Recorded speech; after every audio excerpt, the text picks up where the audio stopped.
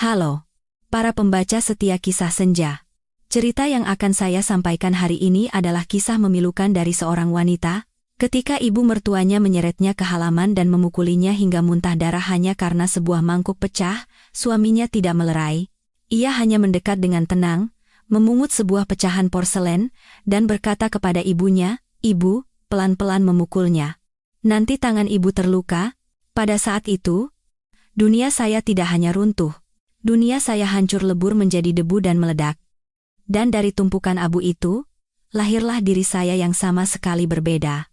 Semua tragedi dimulai sore itu, bersamaan dengan suara perang yang tajam dan tanpa ampun, memecah keheningan. Saya membeku di tempat. Dengan mata penuh ketakutan, saya menatap lantai keramik dapur yang sudah kusam.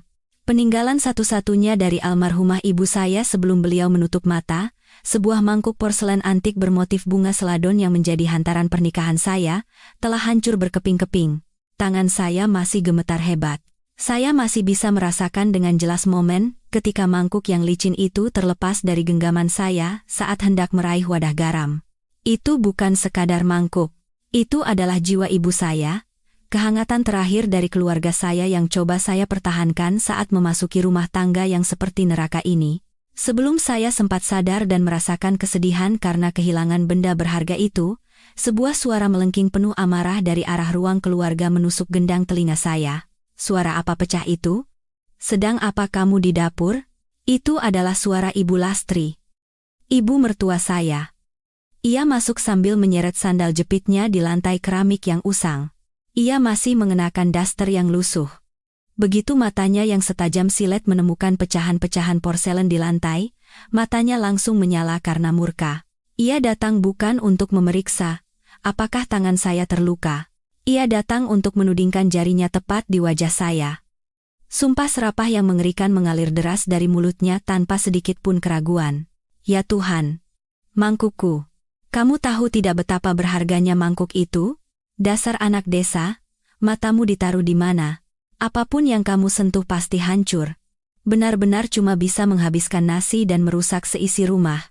Saya hanya bisa berdiri terpaku, menelan ludah yang terasa pahit. Mangkuk itu milik saya. Hantaran pernikahan dari ibu saya yang diwasiatkan dengan sungguh-sungguh. Namun, sejak hari pertama saya menikah, Ibu Lastri dengan seenaknya mengambil mangkuk itu. Ia memajangnya di lemari kaca dan memamerkannya kepada para tetangga seolah itu miliknya.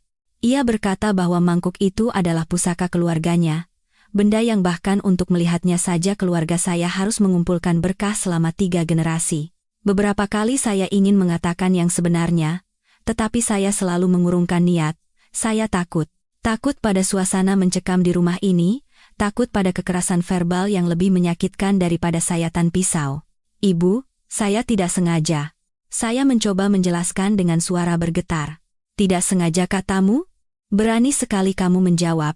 Ibu Lastri berteriak sambil mengayunkan tangannya yang kasar dan kapalan, menampar pipi kiri saya dengan keras. Pipi saya terasa panas seperti terbakar, dan kepala saya pusing seketika. Dewi, adik ipar saya yang sedang bermalas-malasan di sofa ruang keluarga sambil bermain ponsel, ikut berlari kemari mendengar keributan.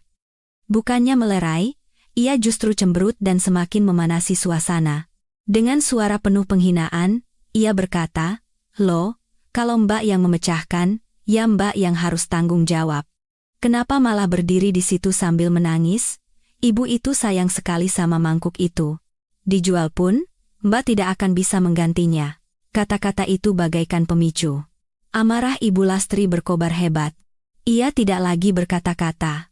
Seperti binatang buas yang kelaparan, ia menerjang, menjambak rambut saya, dan menariknya ke belakang. "Dasar perempuan tidak berguna. Benalu, akan kuajari kamu sopan santun." Ia terus mengumpat sambil memukuli saya. Pukulan dan cubitan mendarat tanpa ampun di punggung kurus saya. Saya hanya bisa melindungi kepala, menerima pukulan, dan meneteskan air mata dalam diam. Tepat pada saat itu, suami saya, Budi, pulang kerja. Ia berdiri di ambang pintu, menyaksikan istrinya dianiaya oleh ibu dan adiknya. Saya menatapnya dengan tatapan memohon pertolongan. Saya menyimpan sebersit harapan bahwa ia akan menjadi pahlawan yang melindungi saya, membela istrinya yang telah melalui berbagai kesulitan bersamanya. Namun, tidak. Ia hanya berdiri di sana dengan wajah pucat, bahunya terkulai lesu. "Ibu, tolong hentikan," katanya dengan suara lirih seperti anak kecil yang ketakutan. Bujukan lemahnya itu justru seperti menyiram bensin ke dalam api. Ibu Lastri semakin menjadi-jadi. "Kamu diam. Berani kamu membela perempuan ini? Tidakkah kamu lihat dia sudah menghancurkan harta di rumah ini? Kamu juga sudah dibutakan olehnya." Ia kembali menatap saya, matanya merah menyala.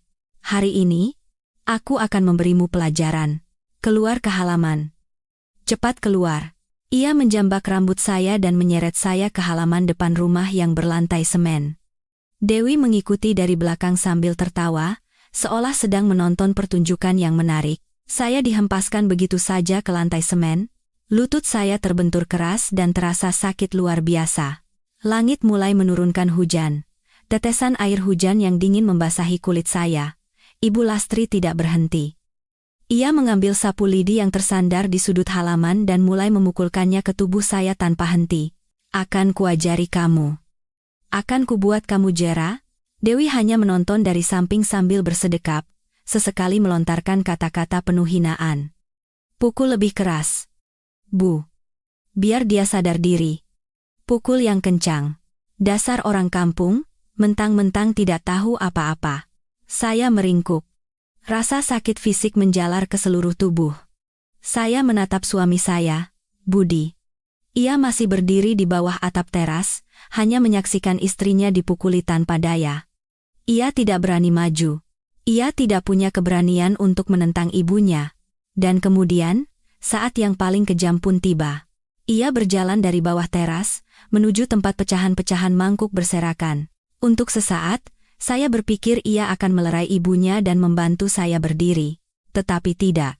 Dengan tenang, ia memungut sebuah pecahan porselen yang tajam, lalu berkata kepada ibunya, dengan suara penuh kekhawatiran yang merobek jantung saya, "Ibu," pelan-pelan memukulnya. "Nanti pecahan ini melukai tangan ibu." Kata-kata itu tidak mengandung umpatan atau kekerasan, tetapi terasa lebih menyakitkan dari ribuan pukulan. Kata-kata itu membunuh cinta saya, kepercayaan saya, dan bahkan percikan harapan terakhir yang tersisa di dalam diri saya. Selama 5 tahun pernikahan ini, saya terus bersabar. Saya bekerja seperti kerbau dari pagi hingga malam. Seluruh gaji saya serahkan kepada ibu mertua. Saya bahkan tidak bisa membeli sehelai baju pun untuk diri sendiri. Saya hanya menginginkan kehidupan yang biasa dan tenang.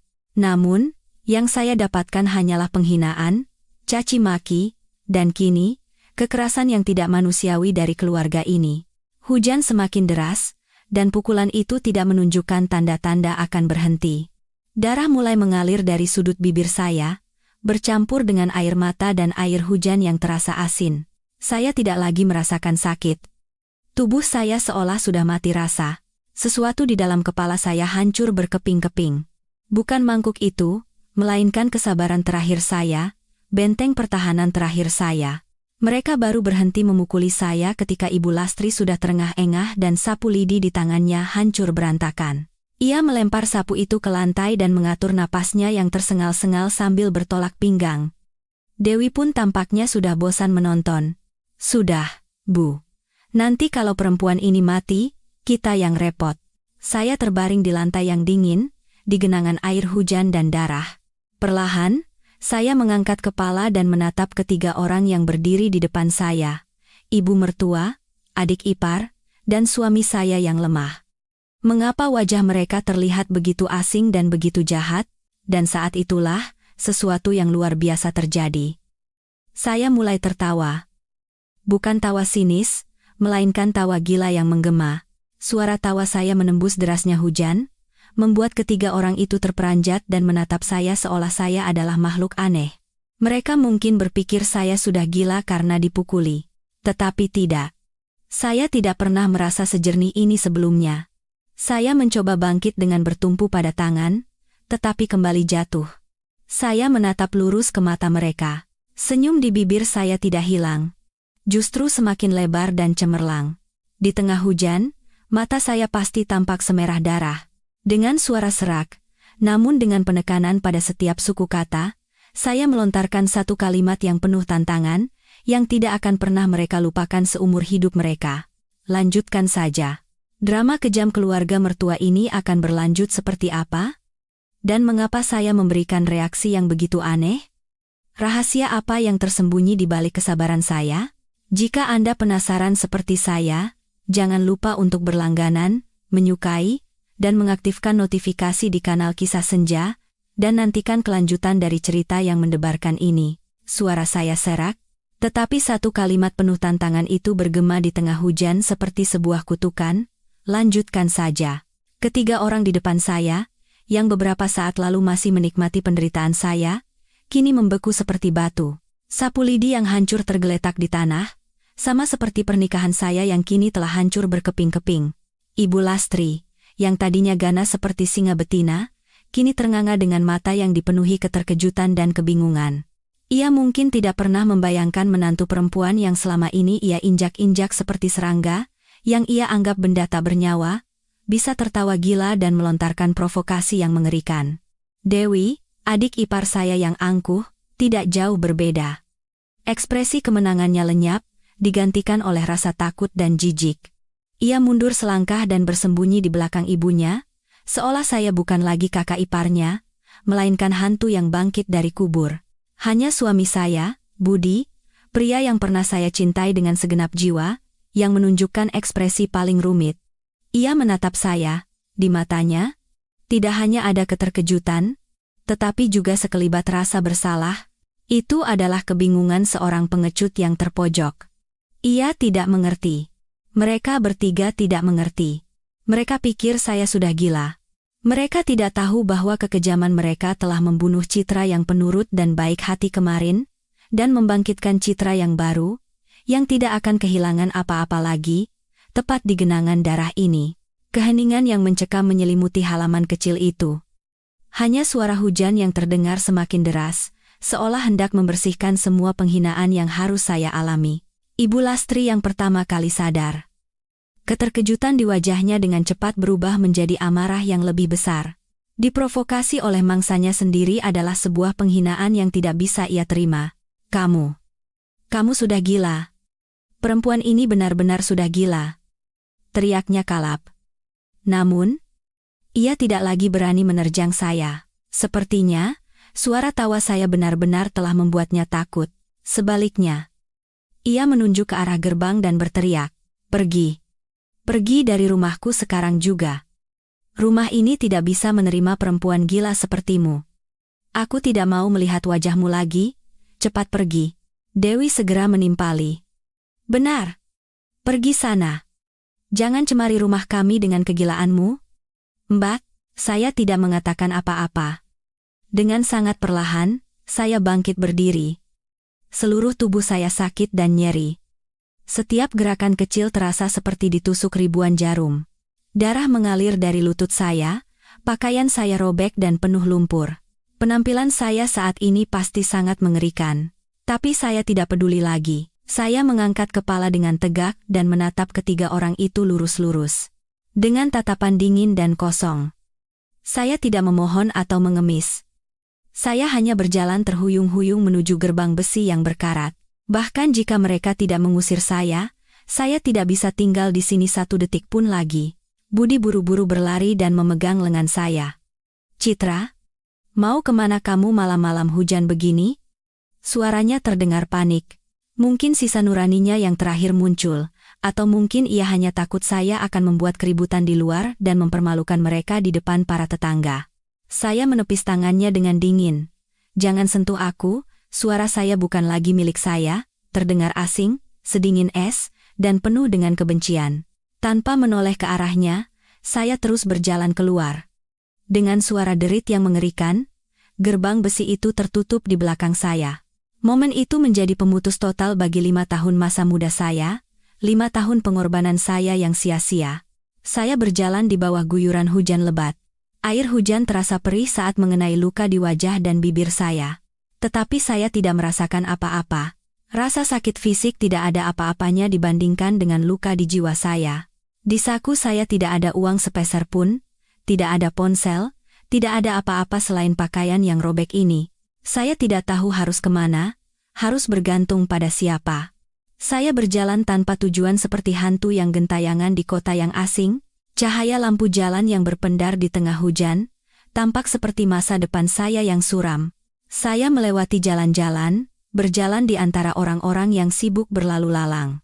Tidak ada yang peduli pada wanita malang seperti saya. Saya merasa benar-benar sendirian, dibuang oleh seluruh dunia. Setelah berjalan cukup lama, kaki saya lemas. Di sebuah gang kecil, saya melihat papan nama sebuah penginapan murah yang bersinar remang-remang. Dengan tubuh basah kuyup, saya masuk terhuyung-huyung. Seorang ibu parubaya, pemilik penginapan, menatap saya dengan tatapan iba. Saya tidak punya uang. Saya mengeluarkan satu-satunya barang berharga yang tersisa. Dengan tangan gemetar, saya melepaskan cincin kawin dari jari manis saya. Cincin perak sederhana yang dulu Budi sematkan bersama dengan segala sumpah manisnya, kini hanyalah bukti kebohongan, benda yang tak berarti. Bu, tolong satu kamar. Saya hanya punya ini. Ibu pemilik penginapan melihat cincin itu, lalu kembali menatap penampilan saya, dan menghela napas. Sudah. Tidak usah. Masuk saja. Ambil kunci kamar 203. Malam ini anggap saja saya berbuat baik.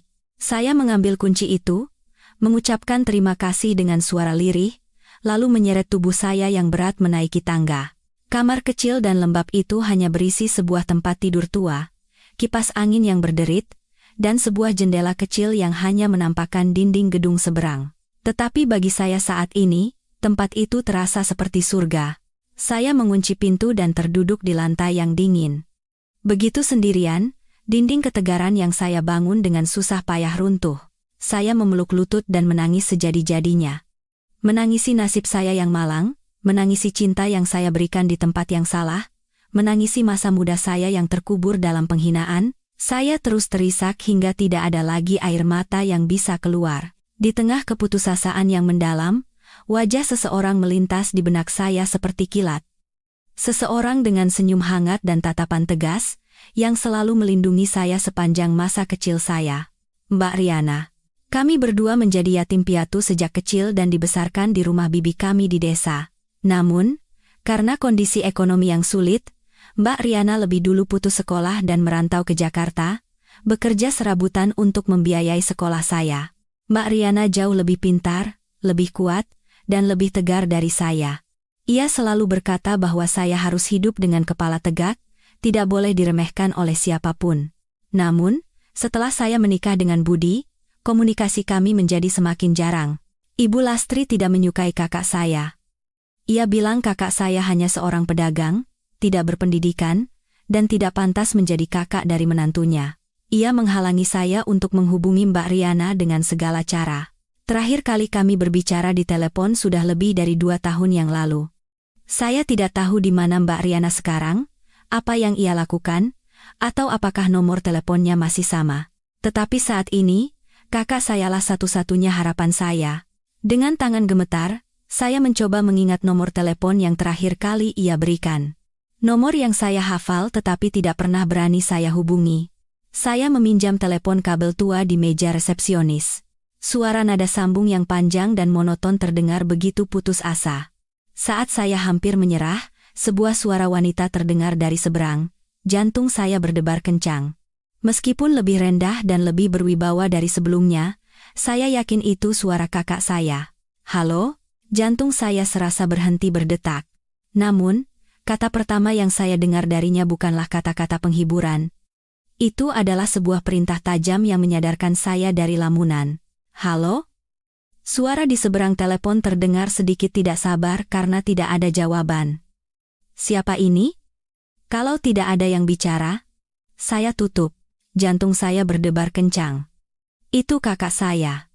Tidak salah lagi, itu suara Mbak Riana. Suara yang akrab, yang selalu melindungi dan menjaga saya di masa kecil kami yang sulit. Namun, kini suara itu tidak lagi memiliki nada kekanakan seorang gadis remaja. Jejak waktu telah membuatnya lebih rendah dan lebih kokoh. Saya bisa merasakan kekuatan tak terlihat yang tanpa sadar membuat saya merasa takut. Saya menarik napas dalam-dalam, menahan tangis yang hendak meledak. Mbak. Mbak Riana. Ini aku, Citra. Keheningan seketika menyelimuti ujung telepon sana. Beberapa detik hening itu terasa seperti selamanya bagi saya. Saya takut. Takut kakak saya sudah melupakan saya, takut ia akan marah karena kebisuan saya selama bertahun-tahun. Namun, suara kakak saya yang terdengar kemudian sama sekali tidak dingin. Suara itu dipenuhi keterkejutan dan kekhawatiran yang luar biasa. Citra, benarkah ini kamu? Kamu di mana sekarang? Kenapa suaramu begitu? Ada apa? Benar. Begitu merasakan kekhawatiran dalam suara kakak saya, benteng pertahanan terakhir dalam diri saya benar-benar runtuh. Saya menangis terseduh-seduh seperti anak kecil. Mbak, aku tidak tahu harus berbuat apa. Jangan menangis. Hentikan sekarang juga. Suara kakak saya tiba-tiba menjadi tegas. Katakan di mana kamu sekarang. Sebutkan alamatnya. Sambil terisak, saya menyebutkan alamat penginapan itu. Tetap di sana. Jangan kemana-mana. Mbak akan segera ke sana. Kakak saya berkata dengan tegas tanpa memberi saya kesempatan untuk bicara lagi, lalu menutup telepon. Saya meletakkan gagang telepon. Tubuh saya masih gemetar. Meskipun kata-kata kakak saya terdengar keras, itu seperti obat penenang yang menenangkan hati saya yang kalut. Saya tahu, saya tidak lagi sendirian. Tidak sampai 30 menit kemudian, sebuah mobil Alphard hitam mengkilap berhenti di depan penginapan kumuh itu. Gang yang tadinya sepi seketika menjadi heboh. Pemilik penginapan dan beberapa tetangga menjulurkan kepala dengan penuh rasa ingin tahu. Pintu mobil terbuka dan seorang wanita turun. Ia mengenakan setelan blazer putih yang pas di badan, menonjolkan lekuk tubuhnya yang indah dan proporsional. Rambutnya disanggul rapi, memperlihatkan dahinya yang cerdas, dan wajahnya dirias dengan sempurna. Seluruh penampilannya memancarkan kepercayaan diri, wibawa, dan kemewahan. Saya menyaksikan pemandangan itu dari koridor lantai 2. Apakah wanita ini benar-benar kakak saya, Mbak Riana? Kakak saya yang dulu bekerja sebagai pencuci piring dan buruh pabrik garmen untuk membiayai sekolah saya, kini memiliki aura yang begitu luar biasa. Kakak saya mengangkat kepala, tatapan tajamnya menyapu sekeliling sebelum berhenti pada saya. Begitu melihat penampilan saya yang menyedihkan, sebersit rasa sakit melintas di matanya, tetapi dengan cepat digantikan oleh ketegasan. Tanpa berkata apa-apa, ia hanya mengangguk ringan ke arah saya, lalu masuk ke dalam penginapan. Beberapa menit kemudian, terdengar ketukan di pintu kamar, dan saya bergegas membukanya. Kakak saya berdiri tepat di depan mata saya. Tanpa berkata apa-apa, ia mengamati saya dari ujung kepala hingga ujung kaki. Ia melihat memar di pipi saya, bibir saya yang sobek, luka di lengan saya, serta pakaian saya yang basah kuyup dan robek. Wajahnya menjadi dingin dan kaku, matanya menyipit. Di dalamnya, ada kemarahan mengerikan yang tertahan. Kemudian, kakak saya mendekat dan memeluk saya erat-erat. Pelukannya begitu kuat dan hangat. Tidak apa-apa. Mbak sudah di sini sekarang, tidak akan ada lagi yang berani macam-macam denganmu. Kata-katanya sederhana, tetapi memiliki kekuatan besar yang meluluhkan semua kesedihan dan ketakutan dalam diri saya. Kakak saya tidak membiarkan saya tinggal di penginapan itu satu detik pun lebih lama. Tanpa memedulikan tatapan penasaran orang-orang di sekitar, ia memapah saya masuk ke dalam mobil. Mobil melaju dengan mulus, membawa saya keluar dari gang yang gelap itu. Kakak saya tidak membawa saya pulang, melainkan langsung ke sebuah rumah sakit internasional yang mewah. Di sana, dokter dan perawat yang sudah dihubungi sebelumnya telah menunggu saya. Saya dirawat di kamar pribadi yang fasilitasnya selengkap hotel bintang 5. Dokter memeriksa luka-luka saya dengan teliti, dan hasil röntgen menunjukkan ada keretakan pada tulang rusuk saya dan sekujur tubuh saya penuh luka memar. Wajah kakak saya semakin mengeras menakutkan saat mendengar penjelasan dokter. Ia berterima kasih kepada dokter, lalu meminta semua orang untuk keluar. Di dalam kamar, hanya tinggal kami berdua. Kakak saya menarik kursi, duduk di samping tempat tidur, dan memegang tangan saya. Sekarang, ceritakan semuanya. Jangan ada yang disembunyikan. Siapa yang membuatmu seperti ini? Melihat mata kakak saya yang tegas, air mata saya kembali tumpah. Saya menceritakan semua yang saya alami sejak hari pertama menikah. Penghinaan dan tekanan dari ibu mertua dan adik ipar, kelemahan dan kepengecutan suami saya, Budi, dan kemudian mangkuk yang pecah, penganiayaan yang kejam, hingga kata-kata suami saya yang merobek hati. Saya terisak-isak, tidak sanggup melanjutkan cerita. Setiap kata yang terucap terasa seperti mengulang kembali mimpi buruk itu. Mbak Riana hanya mendengarkan dalam diam. Ia menggenggam tangan saya erat-erat hingga buku-buku jarinya memutih. Saya bisa merasakan amarahnya yang mendidih. Setelah cerita saya selesai, kakak saya tidak langsung bicara. Ia bangkit dari kursi, berjalan ke dekat jendela, dan menatap pemandangan malam kota Jakarta. Punggungnya terlihat tegar dan kuat. Setelah beberapa lama, ia berbalik. Tatapannya telah kembali tajam dan dingin seperti semula. Aku mengerti. Mereka adalah binatang buas berkedok manusia. Kakak saya berkata sambil menggertakkan gigi. Apa rencanamu? Kamu harus segera menceraikannya. Tanpa ragu, saya mengangguk, iya. Aku tidak bisa hidup dengan mereka lagi, aku akan bercerai. Cerai itu sudah pasti. Tapi tidak sekarang. Kata-kata kakak saya membuat saya terkejut. Kenapa tidak sekarang? Aku tidak mau melihat wajah mereka lagi. Citra, kamu itu naif. Kakak saya kembali duduk dan menatap lurus ke mata saya. Kalau kamu bercerai sekarang, apa yang akan kamu dapatkan? Kamu akan diusir tanpa membawa apa-apa, tanpa rumah, tanpa pekerjaan. Manusia-manusia itu akan tertawa senang karena berhasil mengusirmu. Tanpa bukti penganiayaan dan penindasan, seberapa besar pengadilan akan percaya pada kata-katamu? Kata-katamu tidak punya kekuatan apa-apa. Kata-kata kakak saya seperti menyiramkan air dingin ke kepala saya. Benar, saya dibutakan oleh amarah hingga melupakan kenyataan. Saya tidak punya senjata apapun untuk melawan mereka. Lalu aku harus bagaimana?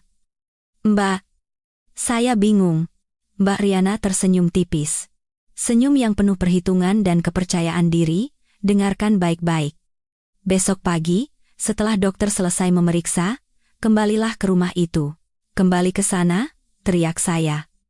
Tidak mau. Aku tidak mau. Aku takut. Apa yang kamu takutkan? Ada Mbak di sini. Apa yang kamu takutkan? Kakak saya memegang bahu saya. Tatapannya begitu mantap. Kamu harus kembali. Tapi bukan sebagai korban, melainkan sebagai seorang aktris. Kamu harus berakting. Berakting sebagai istri yang menyesali kesalahannya, sebagai menantu yang penurut dan menyadari kesalahannya.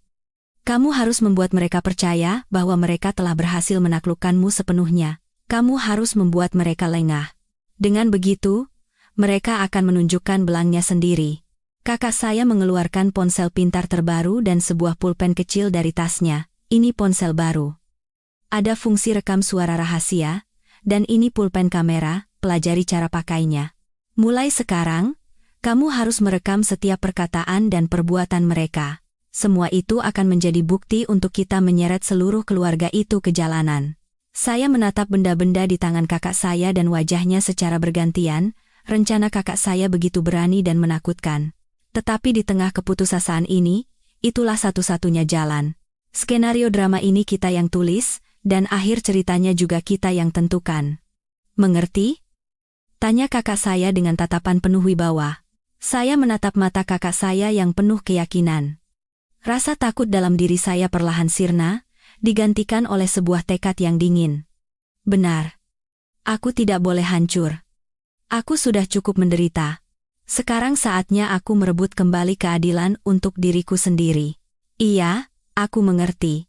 Suara saya terdengar jauh lebih mantap, tetapi saya tidak tahu bahwa saat saya kembali, sebuah konspirasi yang lebih besar dan lebih kejam telah disiapkan oleh keluarga mertua saya.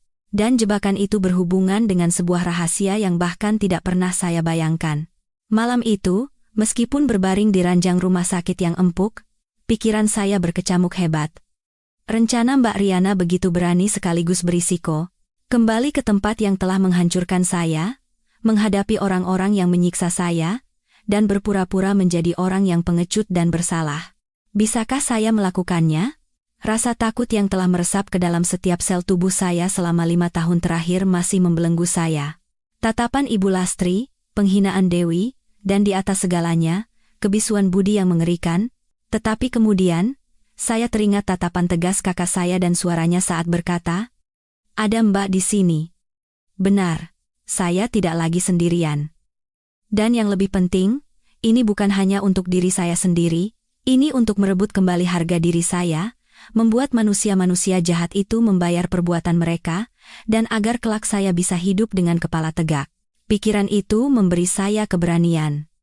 Rasa takut perlahan mereda, digantikan oleh tekad yang dingin. Saya akan berakting. Saya akan melakukannya dengan sempurna.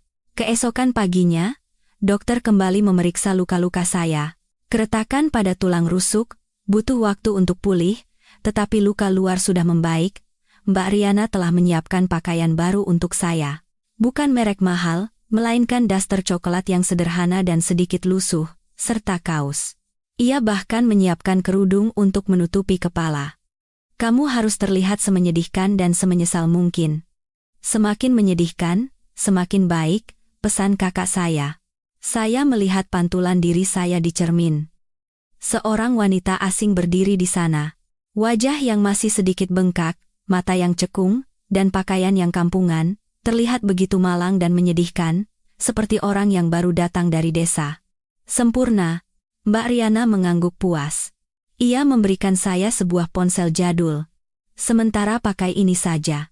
Sembunyikan ponsel pintar itu baik-baik, gunakan hanya saat merekam secara diam-diam. Ah, dan ini juga." Kakak saya menyelipkan segepok uang ke tangan saya.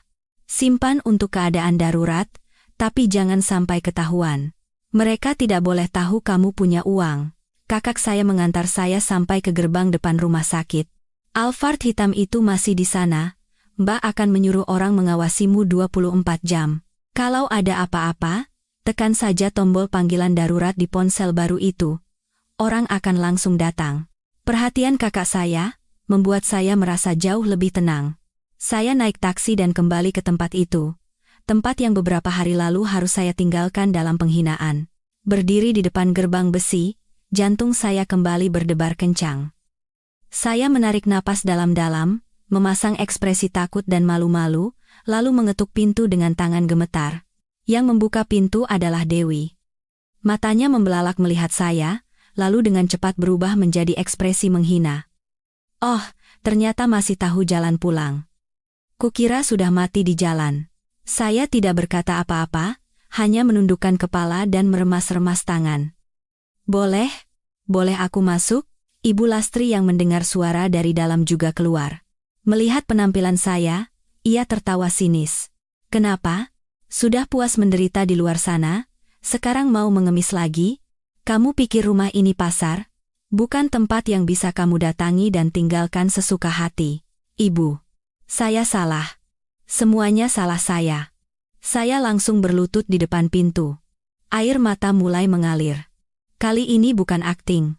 Kemarahan dan penghinaan dalam diri saya telah berubah menjadi air mata sebagai alat akting. "Ibu, tolong maafkan saya sekali ini saja. Saya sudah tidak punya tempat untuk pergi. Orang tua saya sudah meninggal, dan bibi saya juga tidak mungkin menampung saya lagi."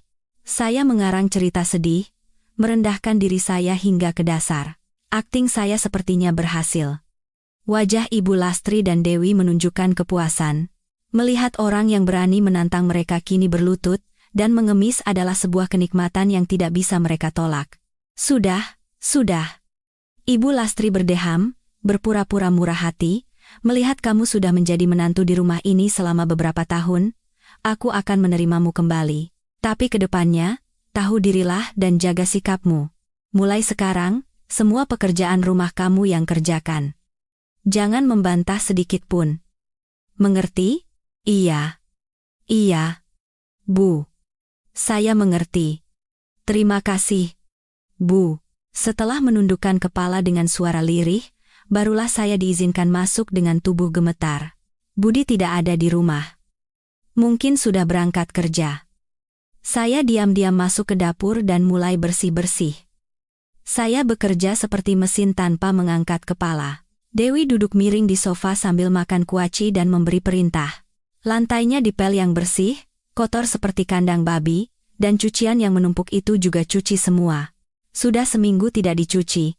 Saya hanya menjawab iya, Mbak, dan menuruti perintahnya dalam diam. Malamnya, Budi pulang. Ia terlihat sedikit terkejut melihat saya, tetapi kemudian memasang ekspresi dingin. Ia tidak menyapa saya sama sekali, dan langsung masuk ke kamar. Mungkin ia masih marah pada saya, atau mungkin ia juga sedang berakting bersama ibu dan adiknya. Malam itu, saya tidak ikut makan di meja makan. Ibu Lastri menyuruh saya makan sendirian di dapur dengan sisa makanan keluarga. Saya duduk di sudut dapur yang gelap, menelan nasi dengan air mata. Tetapi dalam hati, saya berjanji, ini baru permulaan. Semakin aku diinjak-injak, aku harus semakin kuat. Penghinaan hari ini akan menjadi bahan bakar untuk pembalasan dendam esok hari. Selama beberapa hari berikutnya, saya hidup seperti pembantu di rumah saya sendiri. Memasak, mencuci, bersih-bersih, bahkan setiap malam harus memijat kaki Ibu Lastri. Mereka memperlakukan saya seperti binatang. Ibu Lastri terus-menerus mengomel dan mengumpat, sedangkan Dewi selalu mencari-cari kesalahan dan menyuruh saya melakukan ini itu. Dan Budi, ia sama sekali mengabaikan keberadaan saya. Ia tidur terpisah di ruang keluarga dan tidak pernah berbicara dengan saya. Ia memperlakukan saya lebih buruk dari orang asing. Sikap dinginnya adalah senjata yang paling menakutkan. Itu membuat saya lupa bahwa saya sedang berakting, dan rasa sakit yang sesungguhnya menusuk jantung saya. Tetapi saya tidak hancur. Setiap malam, setelah semua anggota keluarga tertidur, saya diam-diam menghubungi Mbak Riana. Saya melaporkan semua situasi, dan kakak saya memberi saya kekuatan. Bertahanlah, Dik. Semakin mereka lengah, semakin mudah mereka menunjukkan kelemahannya, bersabarlah. Sesuai dugaan kakak saya, setelah sekitar seminggu merasa di atas angin, mereka mulai lengah. Mereka mulai mendiskusikan konspirasi mereka secara terang-terangan di depan saya. Sepertinya mereka berpikir, saya adalah orang bodoh yang tidak mengerti apa-apa, dan tidak bisa berbuat apa-apa. Suatu malam, saat saya sedang membersihkan ruang keluarga, Ibu Lastri dan Budi sedang menonton TV, program yang ditayangkan adalah tentang properti. Melihat itu, Ibu Lastri mengecilkan volume TV, dan berkata kepada Budi dengan suara penuh perhitungan. Nak, ada kabar baru tidak dari Desa Citra? Jantung saya berdebar kencang. Mereka memulainya. Budi menjawab dengan nada malas, tetapi matanya berkilat penuh keserakahan. Aku dengar dari teman di kantor kabupaten, katanya rencana pembangunan kawasan industri akan segera disetujui. Tanah itu tepat di pinggir jalan besar. Harganya bisa lebih dari 10 miliar. 10 miliar? Mata Ibu Lastri berbinar. Tunggu apa lagi?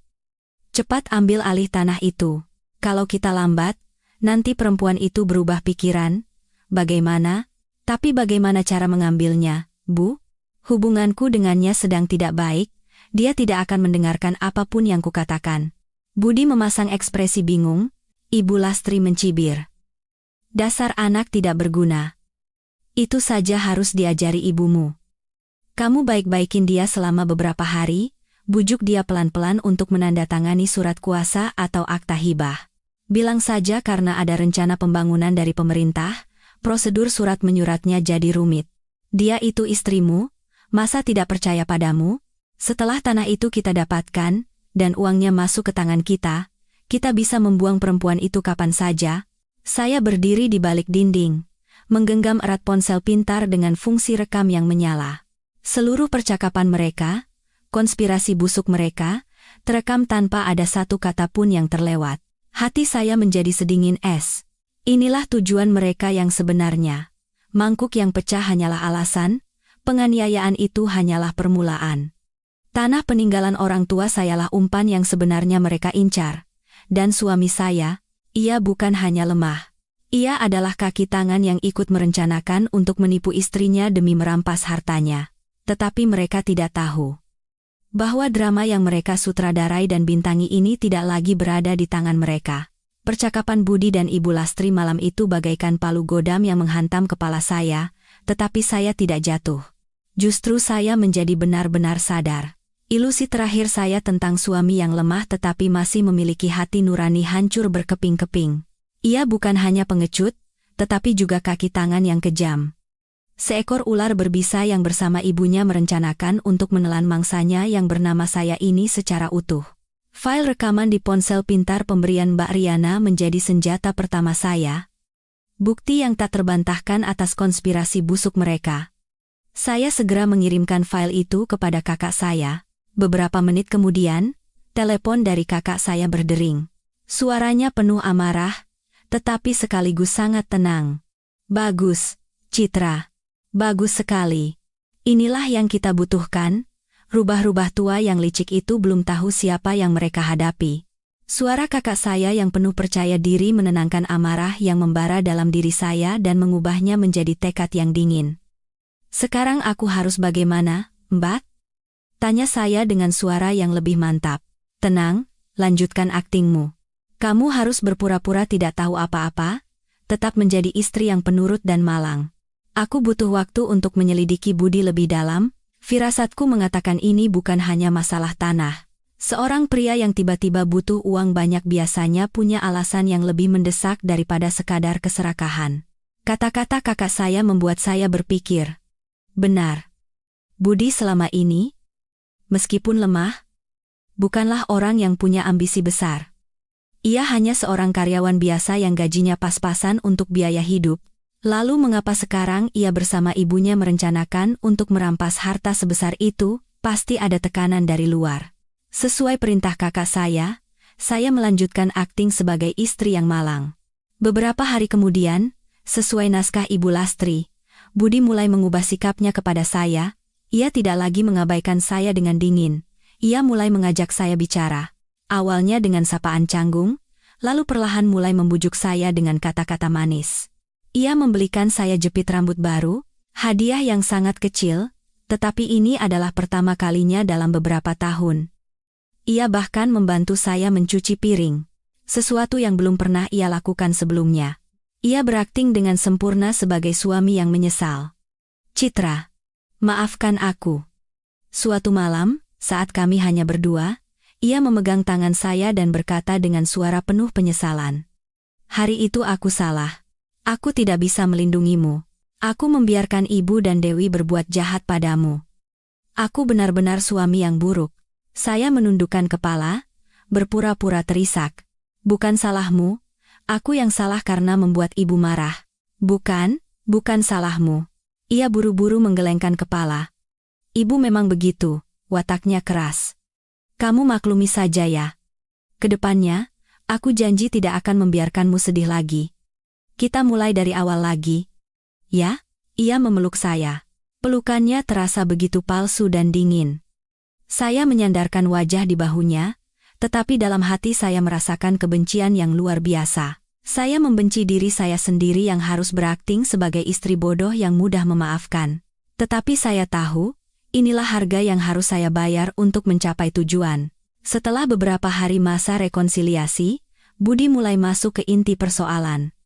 Ia memilih waktu saat akhir pekan, ketika seluruh keluarga sedang menonton TV. Dengan santai, ia memulai pembicaraan tentang desa. Oh ya, Citra, beberapa waktu lalu aku dengar dari teman di kantor kabupaten, katanya ada rencana pembangunan besar di dekat desamu, uang ganti ruginya sepertinya cukup besar. Ibu Lastri dan Dewi yang duduk di sebelahnya menajamkan telinga, tetapi berpura-pura tidak tertarik. Benarkah? Saya berpura-pura terkejut. Aku di sini terus, jadi tidak tahu apa-apa. Benar. Harga tanahnya naik dari hari ke hari. Tapi proses ganti ruginya pasti rumit. Kita juga tidak punya kenalan di sana. Bisa-bisa nanti dipersulit oleh pejabat atau ditekan untuk menjual dengan harga murah. Ia berkata dengan nada khawatir. Lalu, ia menatap saya dengan tatapan tulus. Atau begini saja. Kamu buatkan surat kuasa untukku. Biar aku yang mengurus semua urusan di desa atas namamu. Aku punya teman di kantor kabupaten, jadi bisa minta tolong ini itu agar prosesnya cepat dan tidak merugikan kita. Akhirnya, belangnya terlihat. Naskah yang sama persis dengan rekaman yang saya dengar. Saya berpura-pura ragu. Tapi, itu kan tanah peninggalan orang tuaku. Aku tahu. Budi memotong perkataan saya, berkata dengan suara meyakinkan. Aku bukan mau merampas hartamu. Ini demi masa depan keluarga kita. Coba bayangkan. Kalau kita dapat uang banyak, kita bisa pindah dari kontrakan sempit ini, beli rumah baru, dan nanti anak kita bisa dibesarkan di lingkungan yang lebih baik. Semua yang kulakukan ini untukmu dan anak kita, Citra. Kata-katanya begitu masuk akal dan manis. Kata-kata yang tepat untuk meluluhkan hati seorang istri dan ibu. Dulu, saya pasti akan terharu dan langsung setuju. Tapi sekarang, senyumnya hanya terlihat licik bagi saya. Saya terdiam cukup lama, berpura-pura berpikir keras. Ibu Lastri yang duduk di sebelah mulai tidak sabar dan ikut bicara. Budi benar. Apa yang kamu ragukan? Dia itu suamimu? Masa mau menipumu? Atau jangan-jangan kamu masih sayang hartamu dan tidak peduli dengan keluarga suami? Ibu, jangan bicara begitu. Budi buru-buru melerai ibunya, lalu kembali membujuk saya. Pikirkan pelan-pelan. Tidak usah terburu-buru. Aku hanya menyarankan cara yang terbaik untukmu. Saya mengangkat kepala dan menatapnya. Mata saya berkaca-kaca. Aku butuh waktu untuk berpikir. Ini masalah besar. Iya? Pikirkan pelan-pelan. Ia menghela napas lega. Sepertinya ia berpikir saya sudah hampir luluh. Malam itu, saya kembali mengirim pesan kepada Mbak Riana, menjelaskan semua situasi. Kakak saya membalas singkat. Bagus sekali. Terus ulur waktu, Mbak akan segera membawa kabar baik. Saya tidak tahu apa yang sedang diselidiki kakak saya, tetapi saya percaya sepenuhnya padanya. Drama saya harus terus berlanjut. Dan saya tahu, semakin dalam saya masuk ke dalam drama ini, semakin banyak rahasia mengerikan yang akan saya temukan. Saya sama sekali tidak tahu bahwa alasan sebenarnya Budi dan keluarganya begitu mati-matian ingin merebut tanah. Saya bukan hanya karena keserakahan, melainkan karena utang hidup dan mati yang melilit lehernya. Selama beberapa hari berikutnya, saya hidup dalam kepura-puraan yang mencekik, Budi dan keluarganya, yang mendapat sinyal bahwa saya akan segera luluh, mengubah sikap mereka sepenuhnya. Mereka tidak lagi membentak atau mengabaikan saya. Sebaliknya, mereka menunjukkan perhatian dan kepedulian yang berlebihan. Ibu Lastri setiap hari memasakkan makanan yang ia pikir saya suka, meskipun saya tidak menyukainya. Ia bahkan menanyakan kesehatan saya, sesuatu yang belum pernah terjadi selama 5 tahun terakhir. Dewi tidak lagi menyuruh-nyuruh saya, bahkan bersikap sok akrab dan mengajak saya pergi melihat-lihat baju. Tentu saja, uangnya dari Ibu Lastri. Dan Budi, ia berakting semakin dalam. Ia berpura-pura menjadi suami yang romantis, sesekali membawakan setangkai bunga mawar atau membisikkan kata-kata manis. Ia terus-menerus melukiskan masa depan yang cerah setelah mendapatkan uang ganti rugi, tentang rumah baru dan kehidupan yang berkelimpahan. Mereka mencoba meninabobokan saya dengan kebaikan palsu, membuat saya percaya bahwa mereka benar-benar telah berubah, bahwa mereka mencintai dan menghargai saya. Tetapi semakin mereka berakting, semakin saya merasa muak. Setiap senyum dan kata-kata mereka terasa seperti racun bagi saya. Saya harus menahan diri sekuat tenaga agar tidak muntah di depan mereka. Saya hanya menundukkan kepala, tersenyum polos, dan menerima semuanya. Di balik punggung, tangan saya terkepal erat. Saya terus menggunakan taktik mengulur waktu. Setiap kali Budi menyinggung soal surat kuasa, saya memberikan alasan lain. Saya bilang harus berdiskusi dengan bibi yang membesarkan saya, atau harus memeriksa kembali sertifikat tanah. Setiap kali itu terjadi, wajah Budi dan Ibu Lastri menunjukkan ketidaksabaran, tetapi mereka harus memaksakan senyum dan membujuk saya. Ketergesa-gesaan mereka yang tidak normal semakin meyakinkan saya bahwa ada alasan lain di baliknya. Sementara saya berakting di rumah, Mbak Riana dan timnya juga tidak tinggal diam. Kakak saya mengerahkan semua koneksinya, menyewa detektif swasta yang paling profesional dan rahasia untuk menyelidiki seluk-beluk Budi. Kakak saya berkata, untuk menangkap ular, kita harus menemukan sarangnya. Dan sarang Budi berada di tempat yang sama sekali tidak saya duga. Suatu siang, saat saya sendirian di rumah, telepon dari Mbak Riana berdering. Suara kakak saya terdengar sangat serius. Citra, kamu di mana sekarang? Duduk dulu. Ada yang mau Mbak sampaikan. Jantung saya berdebar kencang. Ada apa, Mbak? Mbak sudah tahu kenapa si Budi itu butuh uang begitu cepat. Kakak saya berhenti sejenak, memberi saya waktu untuk mempersiapkan diri, bukan untuk modal usaha. Dia butuh uang untuk membayar utang. Utang judi yang sangat besar. Judi? Telinga saya berdengung. Suami saya, Budi, yang selalu saya anggap sebagai orang yang baik dan tahu batas, ternyata terjerat judi? Iya, kata Mbak Riana dengan suara mantap. Dan bukan judi biasa. Dia terlibat judi bola online ilegal.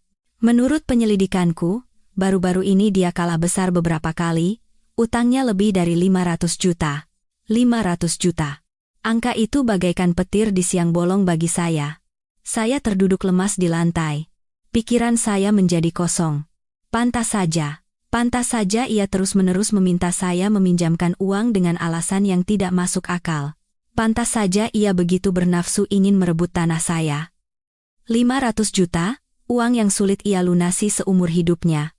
Para rentenir memberinya waktu 1 bulan untuk melunasi pokok dan bunganya. Kalau tidak, mereka tidak akan tinggal diam. Katanya mereka sudah mendatangi kantornya dan membuat keributan. Makanya akhir-akhir ini dia sering tiba-tiba tidak masuk kerja. Mbak Riana terus menjelaskan. Setiap kata-katanya mengupas lapisan kebohongan Budi. Kalau dipikir-pikir, akhir-akhir ini Budi sering pulang dengan wajah lelah dan tegang. Ia bilang karena stres pekerjaan, tetapi sebenarnya karena tagihan utang yang mengancam nyawanya. Jadi selama ini dia membohongiku? Tanya saya dengan suara lemah. Bukan hanya membohongi. Dia menjadikanmu sebagai alat untuk membayar utangnya. Mbak Riana menghela napas. Tanahmu adalah satu-satunya pelampung yang bisa ia raih. Dan untuk mendapatkannya, ia siap menginjak-injak semua perasaan dan ikatan pernikahan. Saya tidak bisa menangis lagi. Rasa sakit telah berubah menjadi amarah yang luar biasa. Pria yang masa mudanya saya dukung, pria yang saya percayai tanpa syarat, ternyata adalah seorang penjudi dan penipu yang licik. Ia tidak hanya mengkhianati perasaan saya, tetapi juga mencoba mendorong saya ke jurang kematian untuk menyelamatkan dirinya sendiri. Citra, dengarkan Mbak. Suara Mbak Riana menjadi tegas. Sekarang kita sudah punya semua bukti konspirasi perampasan harta dan motifnya. Tapi ini belum cukup. Kita butuh satu pukulan telak terakhir, sebuah jebakan besar yang tidak akan bisa mereka hindari.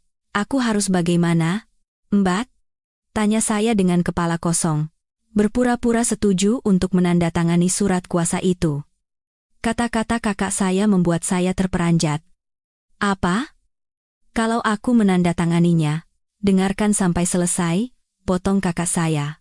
Setuju, tapi dengan satu syarat. Katakan bahwa ini adalah harta peninggalan orang tua yang besar, jadi kamu tidak bisa memutuskannya sendiri. Usulkan untuk mengadakan rapat keluarga, undang semua kerabat dari kedua belah pihak, termasuk bibimu yang membesarkanmu. Katakan bahwa di depan semua orang, kamu akan secara resmi memberikan surat kuasa itu kepadanya. Dengan begitu, ada alasannya dan tidak akan ada omongan di belakang hari. Rencana kakak saya sangat cerdik. Rapat keluarga, secara lahiriah tampak sebagai hal yang masuk akal dan sopan, tetapi sebenarnya adalah sebuah panggung eksekusi yang dirancang dengan cermat. Di mata mereka, acara itu akan menjadi pesta perayaan kemenangan mereka. Mereka akan merasa senang melihatmu dipermalukan di depan umum. Mereka pasti tidak akan menolak, dan tepat pada saat itulah, kita akan menurunkan tirai drama ini. Mbak Riana menyimpulkan dengan suara penuh wibawa. Saya menarik napas dalam-dalam. Dada saya masih sesak, tetapi di dalam pikiran saya, api pembalasan dendam berkobar hebat. Baik, aku akan melakukannya sesuai kata-kata Mbak. Saya berkata dengan suara yang tidak lagi bergetar. Sekarang saatnya saya menulis akhir dari kisah tragis saya dengan tangan saya sendiri, tetapi saya tidak tahu bahwa saat saya mempersiapkan pertarungan terakhir, sebuah rahasia yang lebih mengejutkan tentang peninggalan ibu saya, mangkuk porselen antik itu, akan segera terungkap. Dan rahasia itu akan mengubah seluruh permainan ini. Setelah berbicara dengan Mbak Riana, saya merasa seperti mendapatkan energi baru.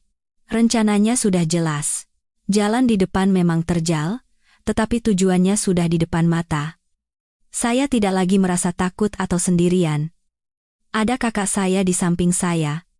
Dan keadilan ada di pihak saya memulai akting baru.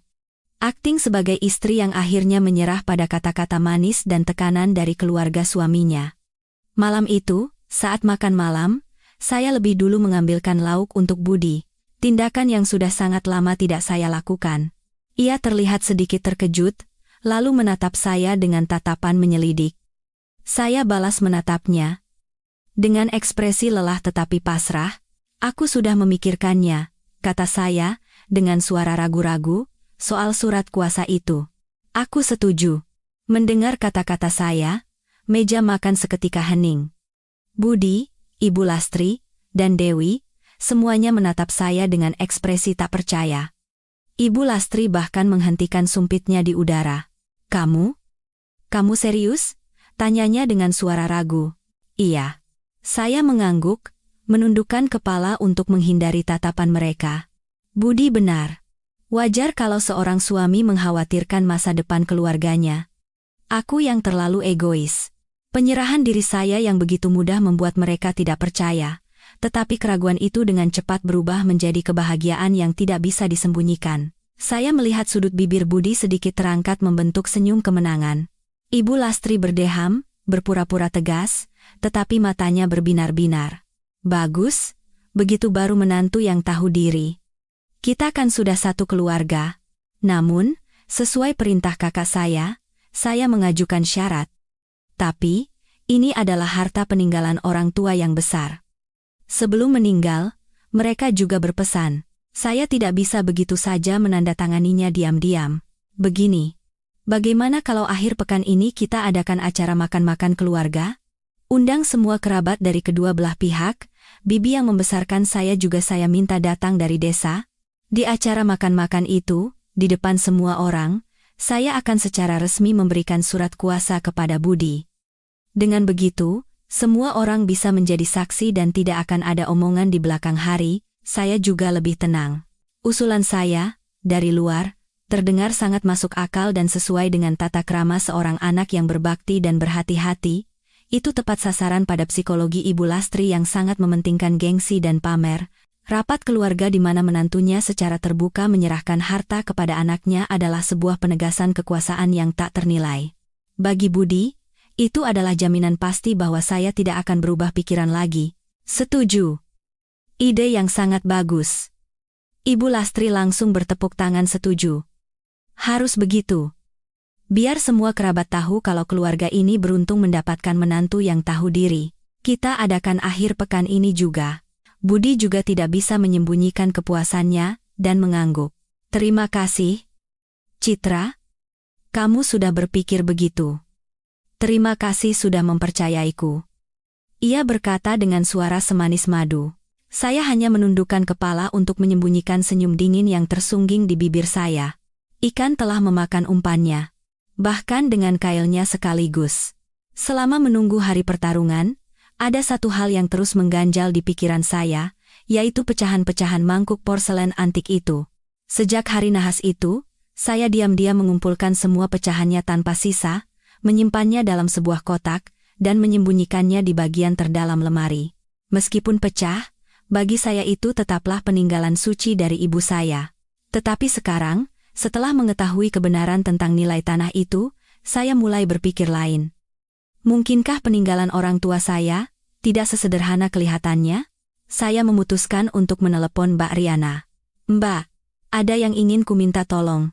Saya menceritakan semua tentang mangkuk itu, bahwa itu adalah satu-satunya peninggalan ibu saya, dan bagaimana itu menjadi pemicu penganiayaan keluarga mertua saya. Entah kenapa firasatku aneh. "Mbak, ibuku adalah orang yang sangat teliti dan dalam. Rasanya tidak mungkin beliau hanya meninggalkan sebuah mangkuk biasa untukku." Di seberang telepon, kakak saya terdiam sejenak. "Baiklah, bawa pecahan-pecahan itu kemari. Mbak kenal seorang ahli barang antik terbaik. Kita minta beliau untuk memeriksanya. Siapa tahu ada kejutan." Keesokan harinya, dengan alasan pergi ke rumah bibi, saya membawa kotak berisi pecahan mangkuk itu dan bertemu dengan Mbak Riana. Kakak saya membawa saya ke sebuah rumah megah bergaya klasik di sebuah gang yang tenang. Itu adalah kediaman Bapak Sutomo, kolektor barang antik paling terkenal di Jakarta. Bapak Sutomo adalah seorang pria tua berambut putih, berwibawa seperti seorang akademisi, dengan tatapan mata tajam seolah bisa menembus sejarah segala benda. Saat saya dengan hati-hati meletakkan pecahan-pecahan mangkuk di atas kain beludru merah, ia tidak terburu-buru.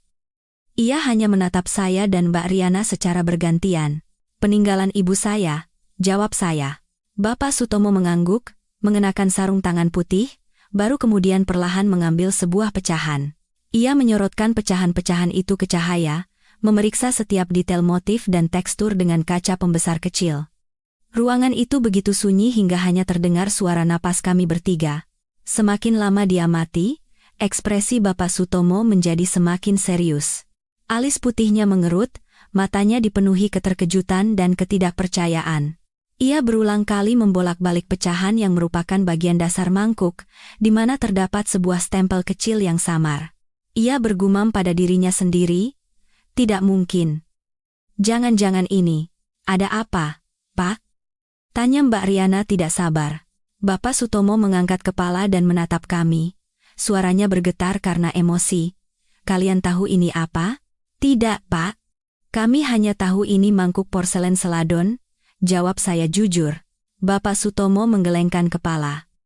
Matanya berkilat karena kegembiraan yang aneh. "Ini bukan porselen biasa, Nona. Ini adalah mangkuk seladon langka dari dinasti Ming, yang dibuat khusus untuk istana kekaisaran. Bukan dibuat dari tanah liat biasa, melainkan dari tanah giok langka dengan glasir rahasia. Benda yang selama ini hanya ada dalam catatan sejarah." Saya dan Mbak Riana kehilangan kata-kata, saling berpandangan. Harta karun dari istana kekaisaran, benda yang hanya ada dalam catatan, cerita yang tidak bisa dipercaya. "Apakah Bapak yakin?" tanya Mbak Riana kembali. "Sangat yakin," tegas Bapak Sutomo. "Saya telah meneliti ini seumur hidup saya. Stempel Phoenix di dasar mangkuk ini tidak mungkin salah. Menurut catatan sejarah, hanya ada 3 yang pernah dibuat. 1 ada di museum di Beijing, yang lain hancur dalam perang. 1 lagi dikabarkan hilang saat seorang bangsawan melarikan diri. Saya tidak pernah menyangka akan melihatnya langsung hari ini, meskipun dalam bentuk pecahan." Ia berkata dengan nada sedih. Lalu nilainya?" tanya saya dengan suara bergetar. Bapak Sutomo menatap saya dan pecahan-pecahan itu secara bergantian, lalu menghela napas. "Jika utuh, ini adalah harta karun nasional yang tak ternilai harganya. Tapi meskipun pecah, pecahan-pecahan ini sendiri adalah aset yang luar biasa. Jika ada yang mau merestorasinya, atau jika dijual kepada kolektor luar negeri, nilainya minimal." Ia mengangkat kelima jarinya. 5 miliar, tebak Mbak Riana. Bapak Sutomo menggelengkan kepala. 50 miliar rupiah. Minimal. Ruangan itu terasa seperti akan meledak dalam keheningan. Saya dan Mbak Riana tidak bisa berkata apa-apa. 50 miliar.